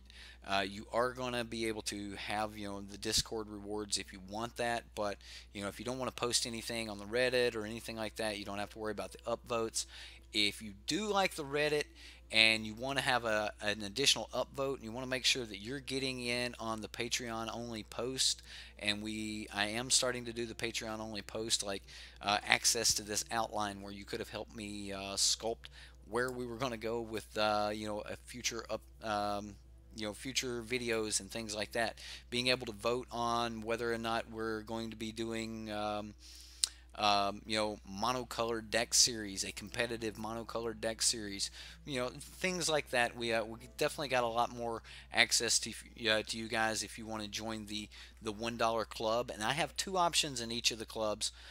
One of those is always going to be the Reddit option, where you get the free upvotes and things. So option 1 being access to the Patreon post, and you get the special Patreon only permissions in Discord. So those of you that do get in the Discord, you'll have your tag letting everyone know that, hey, that's a Patreon. That's a Patreon, and you'll also get a +1 upvote on any submitted deck per month. So you'll be able to choose, hey, for this month I want to use my upvote here, so that I can possibly get my deck run. It'll just give you that extra little edge to help you get your deck seen and into Subscriber Sunday. It is limited to one upvote, so it's not much of an edge, but it is a little bit of an edge. For the most part, though, it's access to the Patreon content. Now, in the $5 bracket, we've got Patreon content that is videos. Now, like the Unsung Heroes, I've got the category where you're not actually worried about the Reddit and the posting videos and things like that. So for you guys, we do have that category. You're not here for the other rewards, but you're still going to have that Discord reward. All Patreons have that Discord reward. If you are a Patreon, even if you give a single buck, you will be distinguished in our Discord. It's just an automatic thing, and we've got it set up. Anyone that wants to join the Discord, though, you do not have to be a Patreon to join the Discord and to deck test with us. So there are already 10-15 people that have started to join the Discord. So if you guys want to join the Discord, the link is always in the description box below.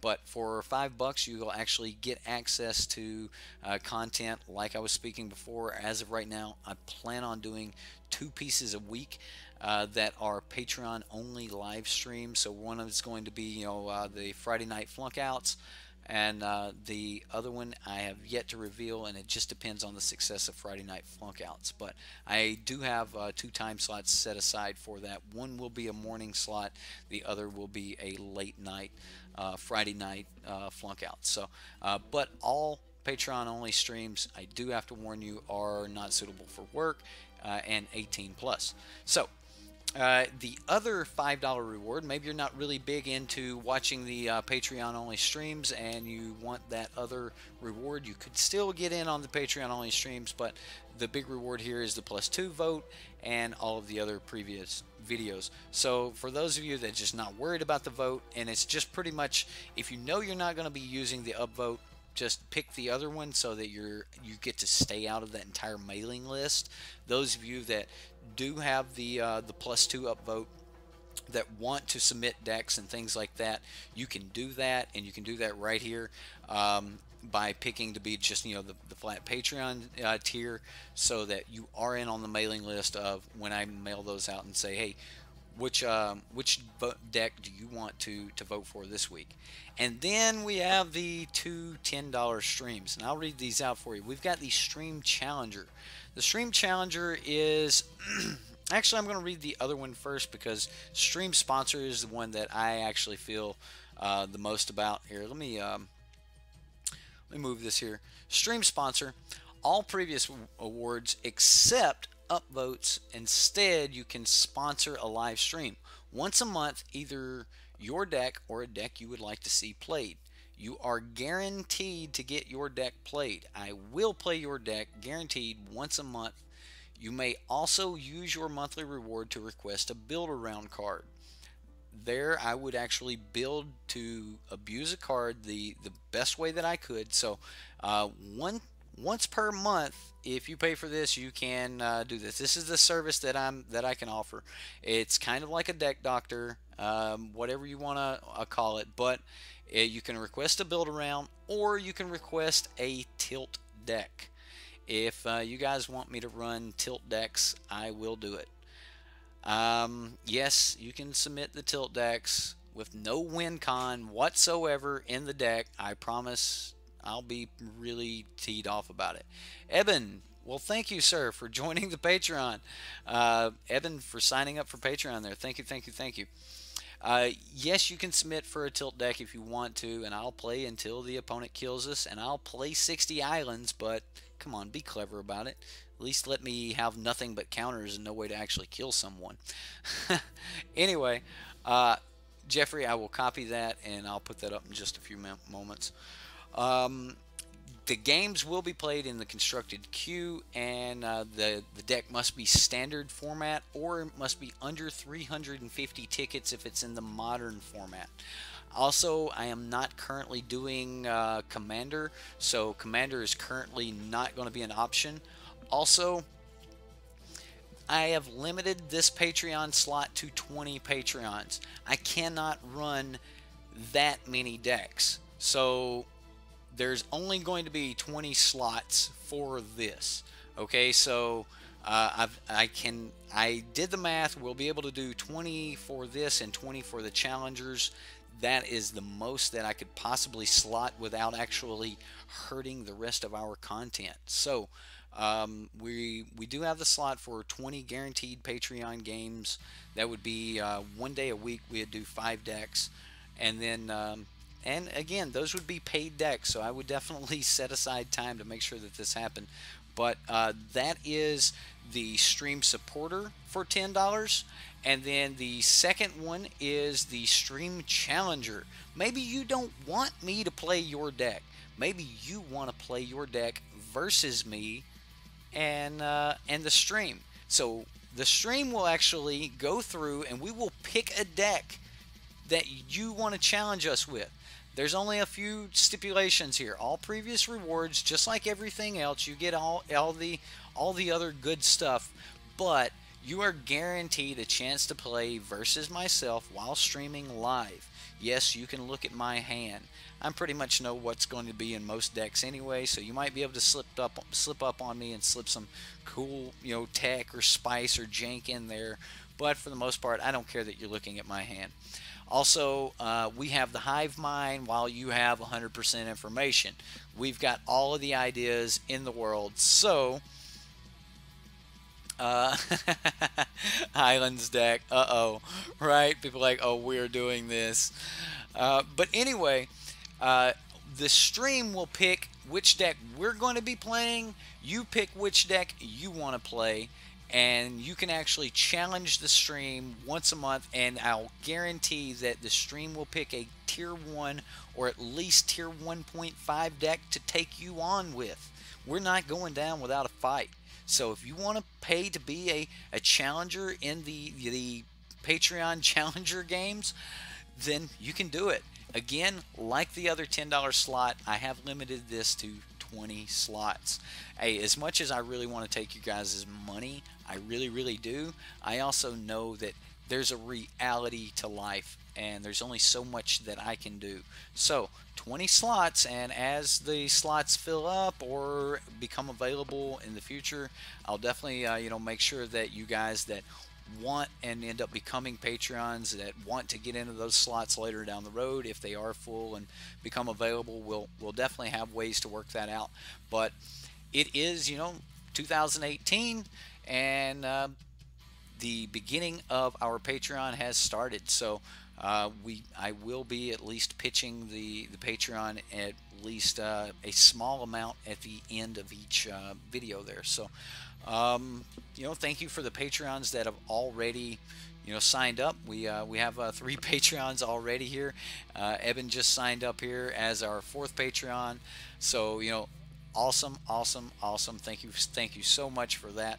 I didn't know how to take the Patreon thing at first, and it was actually you guys that told me, hey, just do it. And I didn't really know what it would be that I could offer you guys. So I hope you like what I did have to offer. I think that if you are going to be giving me your hard-earned money, you should get something out of it. If nothing else, a live, recorded, communicated, conversational game of Magic that you can play against, or we can play for you. Then, or I can play for you, the Hive Mind can play for you, whatever you want to call it here. I think that's the best that I can offer people. So I hope you guys like that. And if you want to become a Patreon, the link will always be in the description box below. Okay, so we've got through the true Patreon pitch. I'll never pitch it that hard again. All right, that's done. Thank you again, Dean, Jansen, Jeff, and now Eben. Awesome. Thank you guys for joining. And then that's it. that is it. That is, we've covered the entire TLDR and everything else. That is my Meta Monday. I'm going to go ahead and pull up this red deck here. We're going to play a game, and we'll do Q&A, goof off for just a few more minutes, and we'll call it a night here. We're going to, what do we have here? Capillary Storm. Let's go what? What do we got in red?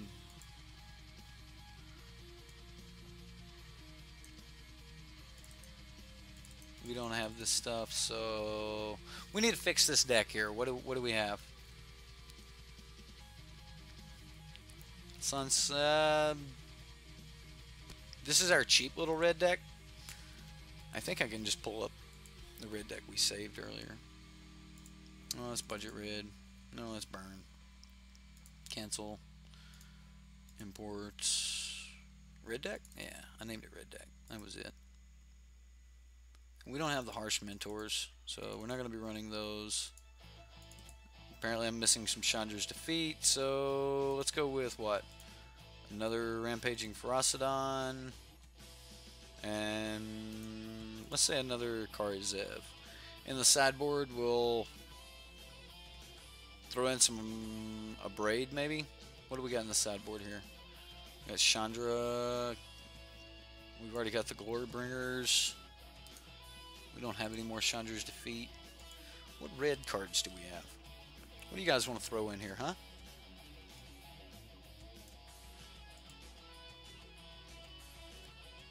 How about Invigorating Rampage, just for fun, or some flings or something, all right?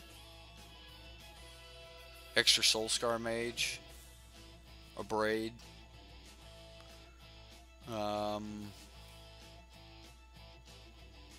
kind of like Invigorating Rampage. Dual Shot.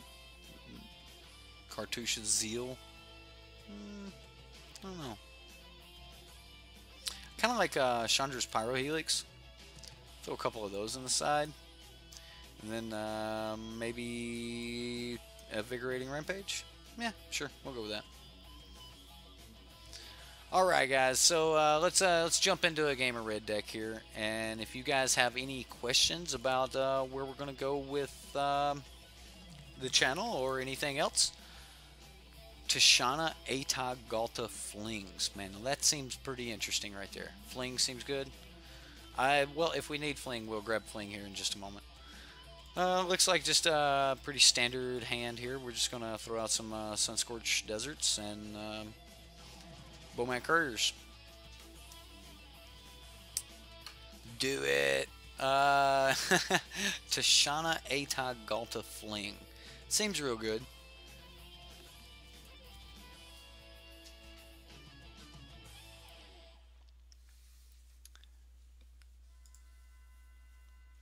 Okay.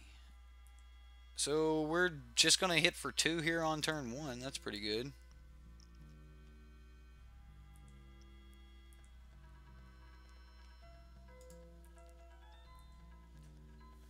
And then next turn we'll play a mountain. Oh, I didn't fix the lands. No, I didn't fix the lands.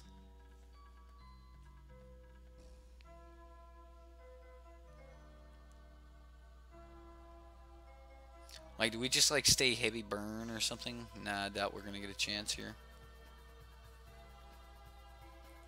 There's a Long Tusk Cub with no energy. Wow. That's, wow. Wow. Isn't that great? Alright, yeah, we'll just go ahead and do this. We'll play our Bowmat.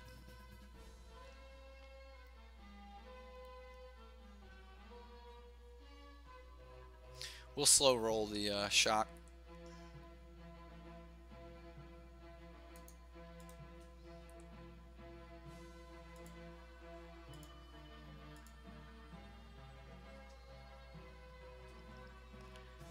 And we'll just pass the turn here.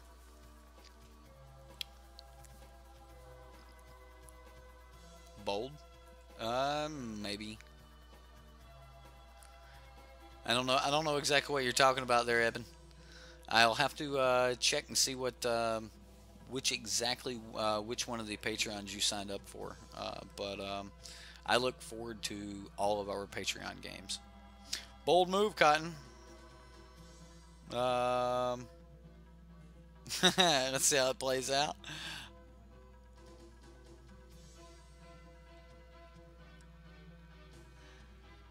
Oh, okay, bold on his part with the Cub. Well, it did not play out very well for him, so I don't know why he's not firing this off now, but whatever. What? Another one? That's nice. Yeah, I'm just gonna play it.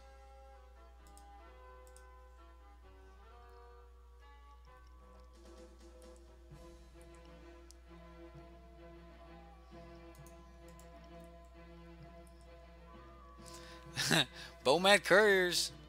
Let's get in here.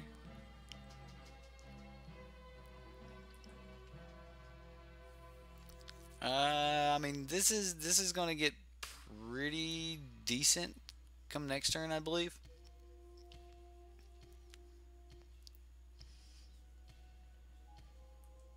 Can he like not tap out? So if we shoot this, he shoots that. Or okay, so if we shoot him, he shoots this. I'm gonna do it anyway. I need the mana. I gots to use the mana properly. Oh, he didn't do it. Okay, whatever. We'll play Land Ferocidon.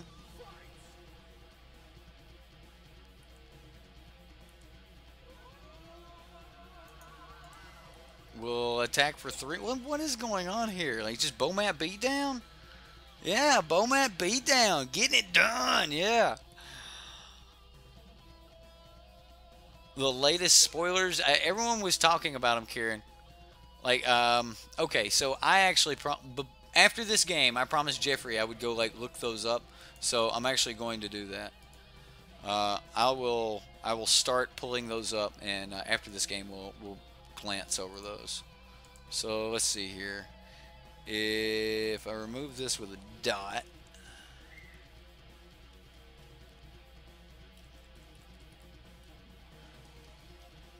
Dot. Is that a forward slash or backslash? I guess I'm going to say forward slash.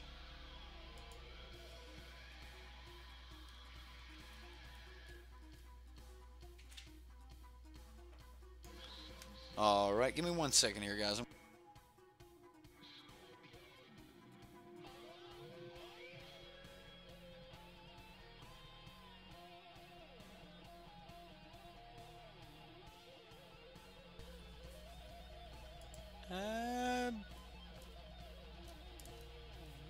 We're alright. There we go.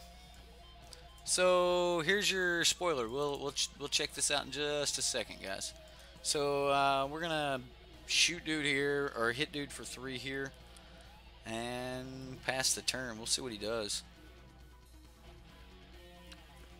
I mean, we can draw 4 cards here.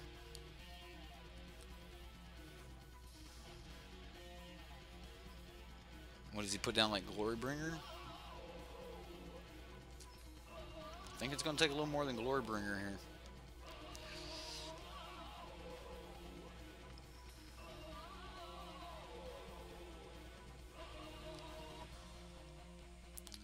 Harness Lightning.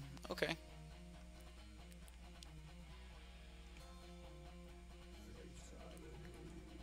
And now what?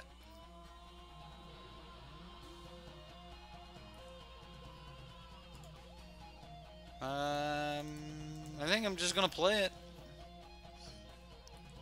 We can draw a million cards here. Like, why he hasn't scooped, I don't know. Million cards right there. Just bam, million cards. Done. Just draw a million. Right? Million cards. 1, 2, 3, 4 million. You get to draw both of these at the same time. All you gotta do is hold control and just sack them both. I'm gonna do it right now, just because I want to, because it's a thing. I'm gonna hold control, pay the one, put the ability on the stack, go ahead and do the other one, put the ability on the stack, draw a million cards. Million cards, here we go. He'll scoop, he won't even let me put them all in my hand. What do we got? Way too many cards. Because that's fun. I'm clear if I lose. That is fun. Oh, that's great. Right? Well, I was looking for a strike. Okay, so we'll get rid of the land. We'll get rid of one of our Raminops. Yeah, we're good. 7 cards in hand.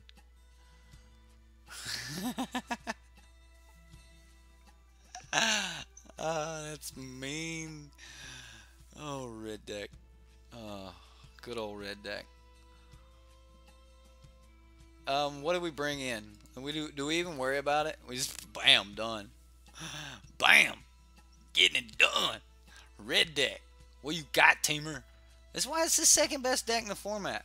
All right, while we're waiting on him, we're not even worried about sideboarding. Not against some weak little teamer deck against our mono red beatdown. Although he might beat us, he might just destroy us, but it's fun. We've got a 4-mana 1/1 lifelink. When another creature dies, whenever another creature dies, just period, put a 1/1 counter on Elandra the Dusk Rose. When Elandra dies, create X 1/1 white vampire creature tokens with lifelink, where X is Elandra's power. So, whatever the power was when it left the battlefield is how many the X will be. That's pretty good. Alright, so do we keep this hand? I don't think so. We don't have the other lands to go with everything here. I'm going to mulligan. And we're going to keep this one. Yeah, I like a lightning strike here. So, we will try to get the Bowman Courier out. See if we can get at least one card under it.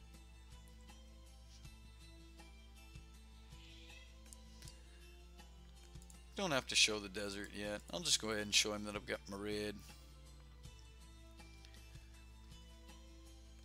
And then we'll jump into attacks here. If he wants to magma spray, he can.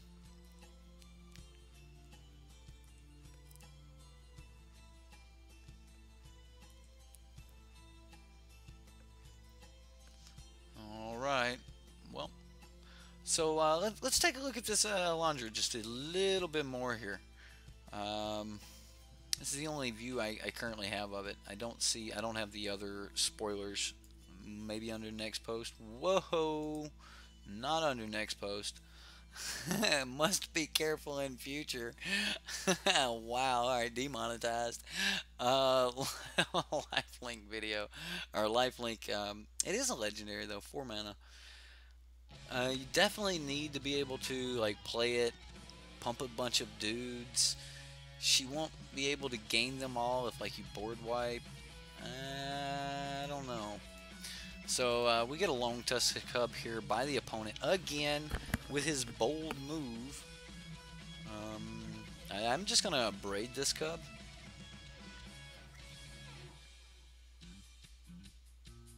Oh my goodness! I didn't mean to do that.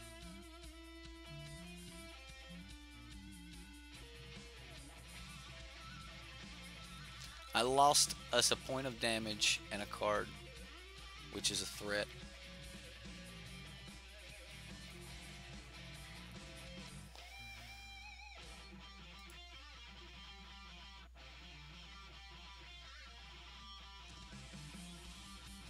Yep.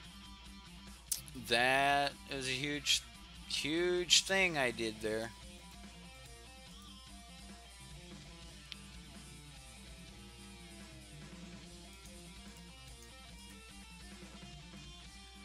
I think I'll just pass, so when he goes to play the Rogue Refiner, I'll just burn the cub then.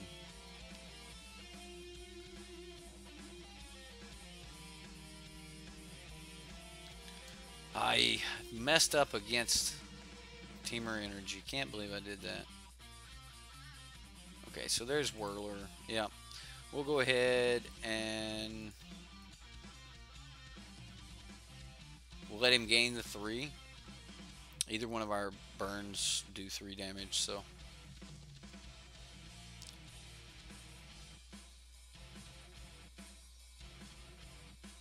And he's going to attack.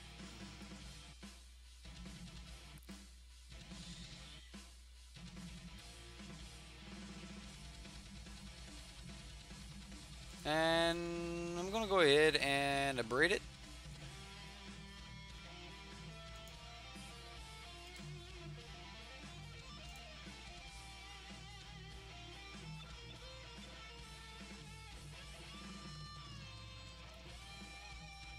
And now we will... Hey, we get a Rumming Up Ruins. So we can go... Lightning Strike here.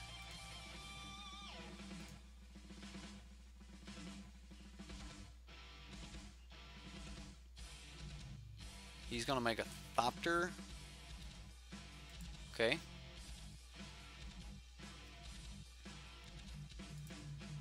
We will take 1 life, play the Soul Scar Mage. And I don't think we're going to let him trade a Thopter for our Bomat Courier. Even though that Thopter may be really good at stopping this Hazard.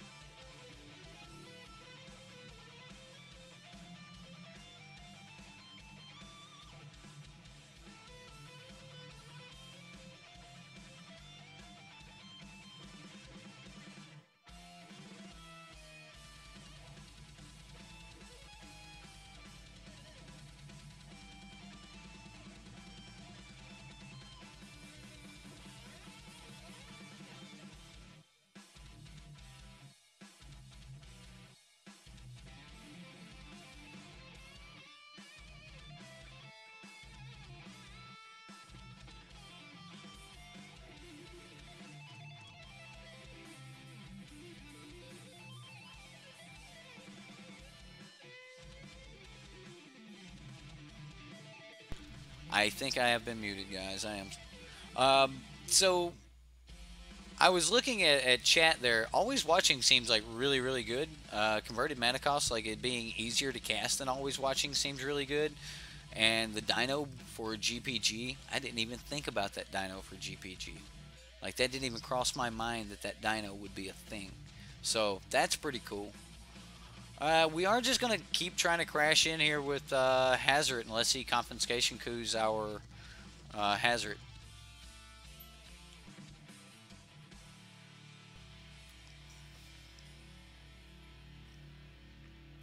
We're almost to the point where we can, like, 1 more land and we can start sacrificing lands for Rumming Up Ruins. And it looks like he's got some blockers for us, so we are going to have to keep crashing in.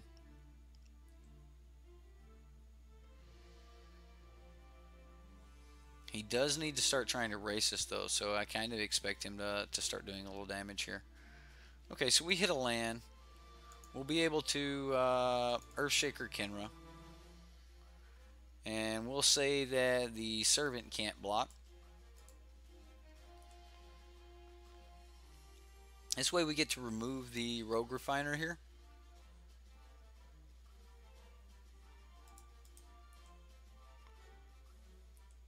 I am okay with him removing the Earthshaker Kenra here. Okay, so he's just gonna take 2. Okay, nope, he's gonna do it.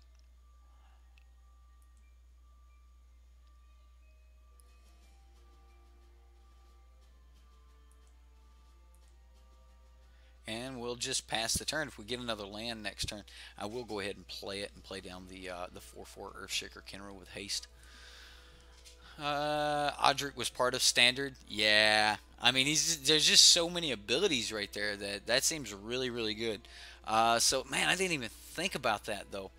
All right, so you get to get back a 4/4 that's got flying, vigilance, trample, haste, because the GPG will give it haste. What else is it? Oh wow, it's just got everything. That's pretty good. It's pretty good.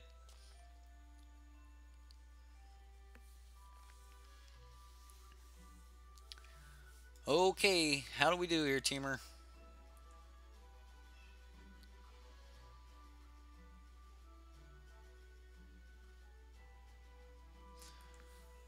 Alright, well, we've got another Servant of the Conduit.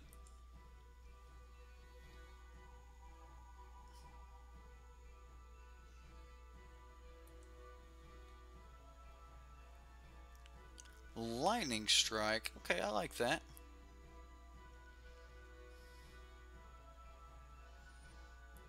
Let's go ahead and attack with everything.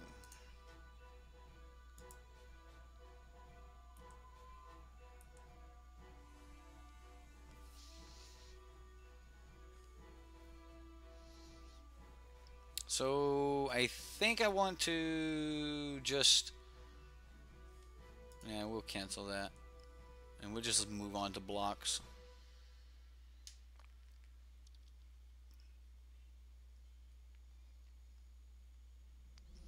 I think he's trying to get up enough energy so that he can just make a permanent blocker for Hazret.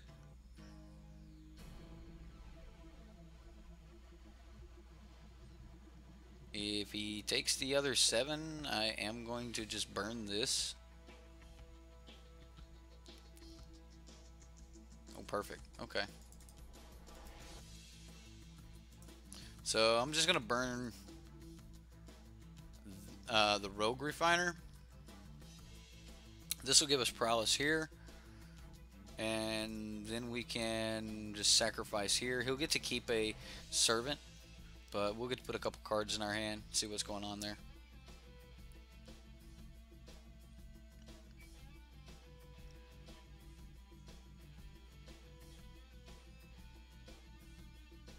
Blossoming Defense, okay. Well, that's pretty good.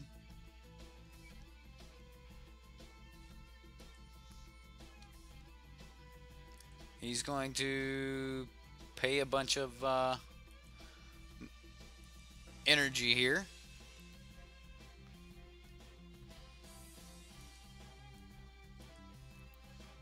Wow, so he chose to keep the Rogue Refiner.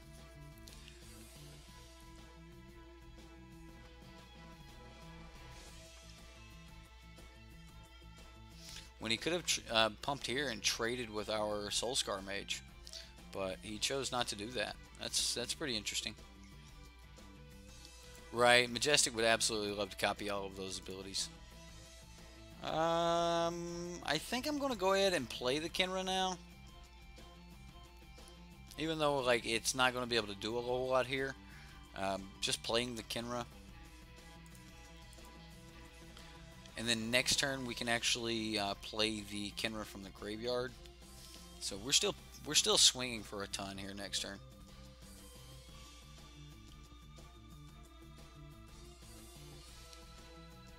And if we draw a burn spell off the top, we put that on the Hydra, and that's going to be really nice because he's out of energy unless he plays some more energy production here. Still 19 to 19 though. We haven't done anything yet.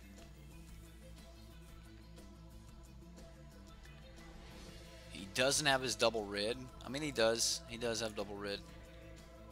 Servant of the Conduit getting it done.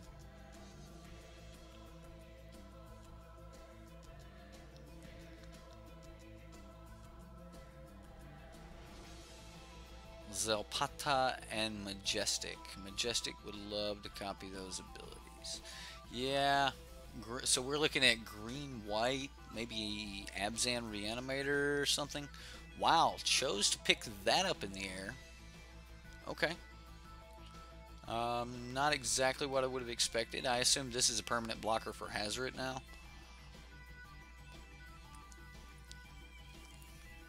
Also, WotC have just proven to us they don't know how to effectively nerf energy. So they've just printed a busted card that fits perfectly into one of the few decks that can challenge it. So you think the Godpharaoh's deck is the deck that can challenge energy, and this just throws straight in there? Yeah, Cartouche. This is the Pummeler version. This is this is probably the Pummeler version that won this last weekend, or top eighted. This the if you watched the meta coverage earlier, the Pummeler deck we were talking about, it was Teamer Pummeler, and it had the Cartouches in it. Had the Whirlers in the sideboard, and this is game 2. So, yeah.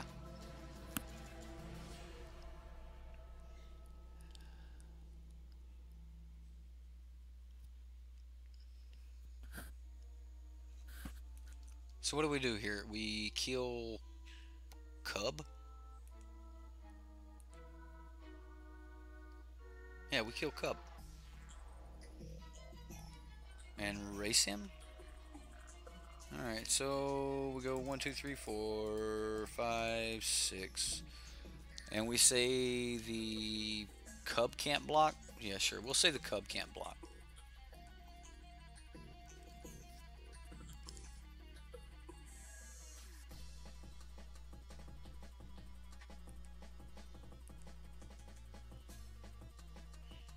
And then we will swing, swing, swing.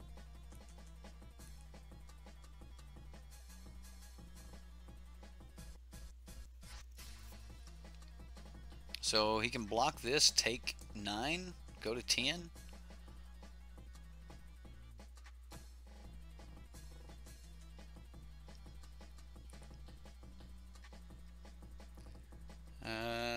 We'll see how this works out for us.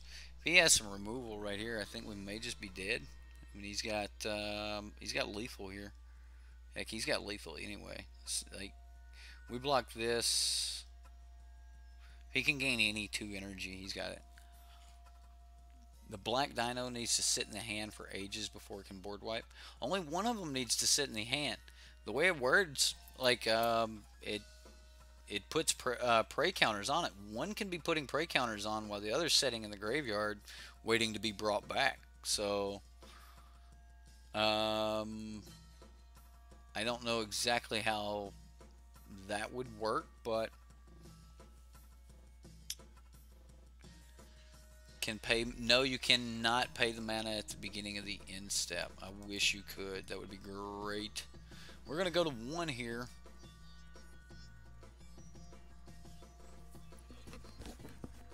Unless he's got a Harness Lightning and he's just going to... Oh, Invigorated Rampage. Okay.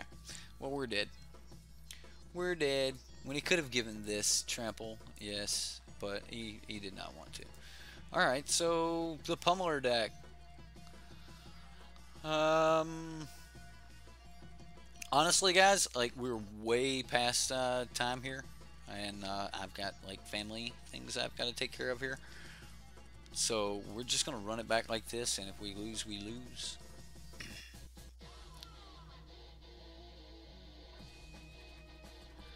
Also, it stops you from advancing your own game plan if you want to play cheap creatures. Okay, well, I don't mind playing cheap creatures. I like Invigorating Rampage over a Braid, maybe? No, a Braid's awesome, isn't it? Because, like, no matter how big the Pummeler gets. I don't know. We'll say over a Karzev. Also, it stops you from advancing your own game plan if you want to. Maybe. Liliana or that enchantment are not really... I don't know. Like, maybe they do stop you from advancing your own game plan. Turn 2 strategic planning. Do you mill yourself with Minister of Inquiries in that deck? Does any of the new cards fit into the Sultai GPG deck? Like, we know that there's a Sultai GPG deck floating around out there that's won occasionally. So does it Does any of the new cards fit in there?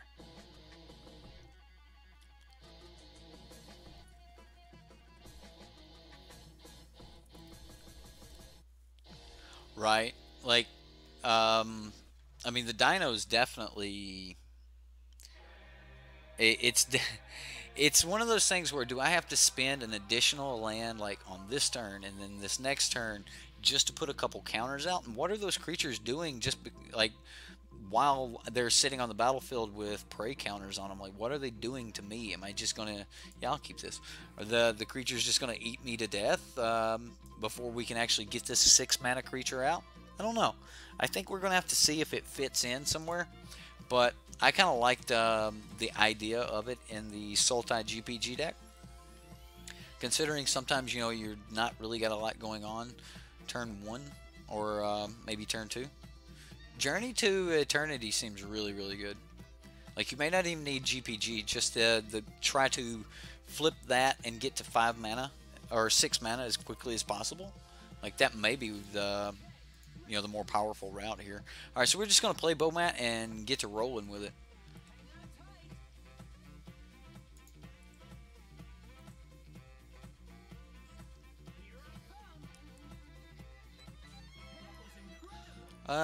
Depending on how many creatures he has down, we're gonna just play the Rampaging Ferocidon. But if he has a creature, we'll play the On-Crop Crasher when we finally get a chance. So he's gonna take a life for an Attune. I like that.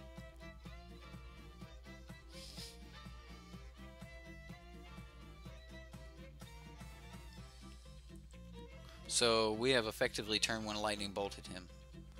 Ooh, we actually get a play for turn 2. That's cool. Thought we weren't going to get anything.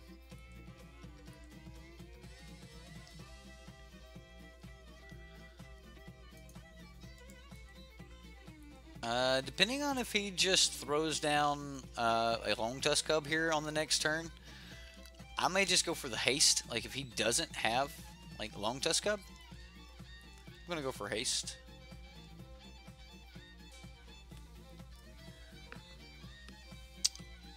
We'll just play around as it, well, maybe leave 3 creatures on the field and watch you squirm as you can't decide whether to waste a chance to board wipe or get eaten alive, right? Like, do you, how much do you add to it or not, you know? Like, where do you go with that? I actually hope we grab some burn off the top.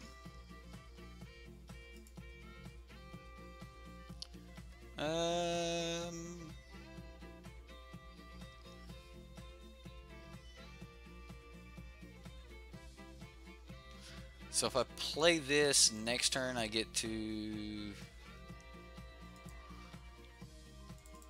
I think we'll just On-Crop Crasher here.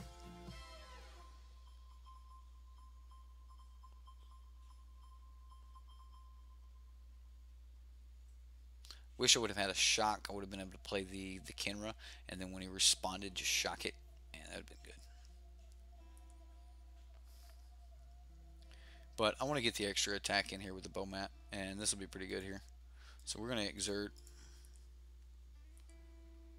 And we'll pick the Cub for the exert target, and we'll just pass the turn. At least we get to keep crashing in for some damage. This is 5 damage this turn. And then next turn we get to put down, you know, Rampaging Ferocidon. He wants to turn this thing sideways. That's great. Enter the Unknown, though. That, yeah, you talking about the 1 mana green card? It looked real good. I actually like 1 mana cards, and every time I see 1 mana cards, I get real suspicious. I do.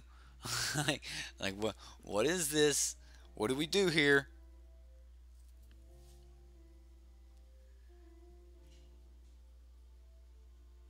Right? Like, what do you have?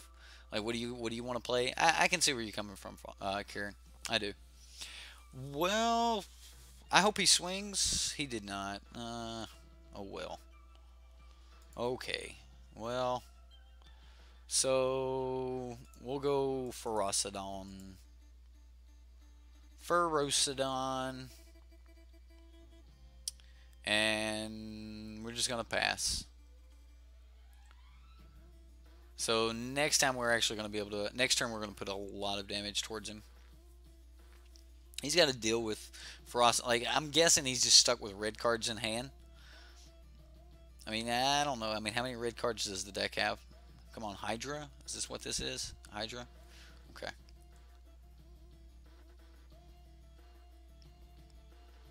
Alright. So he's going to take one from the Hydra.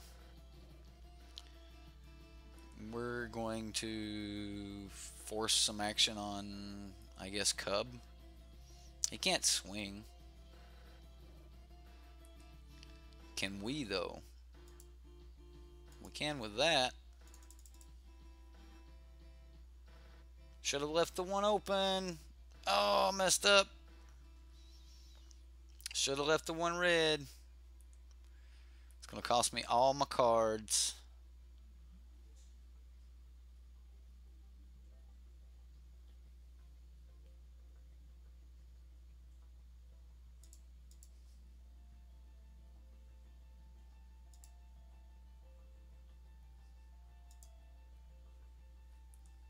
I am going to go ahead and I think I'm going to actually make it the Long Tusk Cub that has to jump into combat here, because the Rogue Refiner can't actually spend this energy, and I want to know what I'm dealing with. I want this to be over with now. So let's see where this energy production goes here. Like, I don't actually think he can get in front of the Rampaging Ferocidon. He's better off to take the Einkrop Crasher. Okay, so he is going to take the Einkrop Crasher. We'll see what he does here. Magic Man from MTGO Traders chat, but yeah, I know Magic Man. Yeah. He plays Jeskai GPG, and he's already started editing his deck for the new Dino.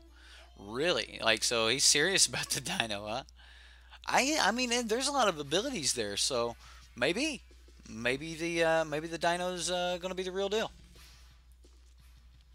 So he's gonna pump here to save the Hydra, and he's gonna let the Long Tusk Cub go, which means the Ferocidon gets in. That's 3 points of damage. Should have swung with these two. Would have just been too much. Like, he would have just had to have taken it. So yeah, we were kind of safe to swing there. And at this point, I don't think he can afford to kill the Bomat.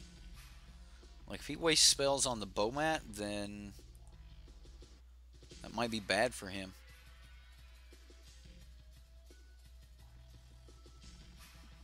So next turn we can go 1-2, play Kenra, leave up 3 mana, swing with everything, draw 4 cards off the Bomat.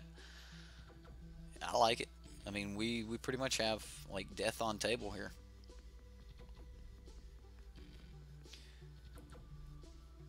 Oh, that's not bad. I'll play that. Instead of actually trying to burn him with it, that's just another desert that I'll play, which gives us, you know, 6 mana so that we can start bringing back these Kenras.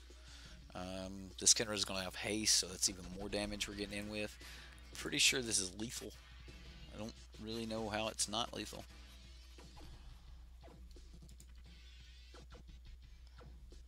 Yeah, sure, Bomat can't block. We're going to take 1 for the Kenra entering, but, you know, hey, that's fine. I'm just going to turn everything sideways here. It's a casual 8 power with flying and trample. Well, I think it's pretty cool that it has indestructible, considering you're going to bring it back as a 4/4. So it doesn't matter that it has the 8 toughness, but, you know, the 4/8 double strike seems pretty good to me. Alright, well, we just turned everything sideways here and let him declare blockers. Everything's on him. We'll see what he does. And that's going to be game. Alright, Teamer Energy down to red deck. Okay, guys, well, I hope you guys all liked the Meta Monday. In the future, Meta Monday will never be this long again. This was just our first of the year, cover absolutely everything we've got going on. So if any of you are still here and you haven't subscribed yet, but you're still here, what are you doing? Go ahead and hit that subscribe button. Join the community. Check us out on Reddit. Let us know over there. If you want to throw me a buck of your hard-earned cash in Patreon, you can do that. Kieran, Tim, everyone else, thank you for coming. See, the blue one will hopefully be awesome. There's going to be a blue dino. Is this a thing? I thought the dinos were all in Naya colors. But yeah, there's a black dino. So is there an elder dinosaur for all colors? Because that seems pretty cool. And yeah, the underwater one. Three-headed one. Primal Storm. Okay.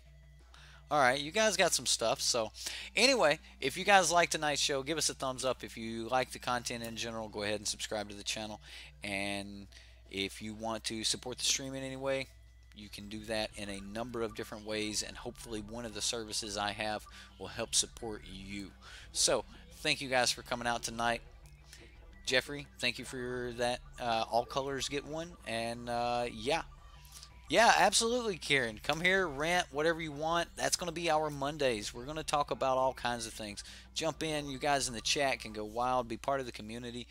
We've got Sunday, subscriber Sundays where we play your guys' decks. Monday is going to be where we all get to, talk about it. And then the rest of the time, we're playing Magic. So, it won't be all about this, but hey, we're going to be playing Magic the rest of the time. So, Mythic spoilers. All right, I will start looking into Mythic spoilers. We'll catch all of you guys later. I had a lot of fun. I hope you had fun. See you next time here on the sideboard.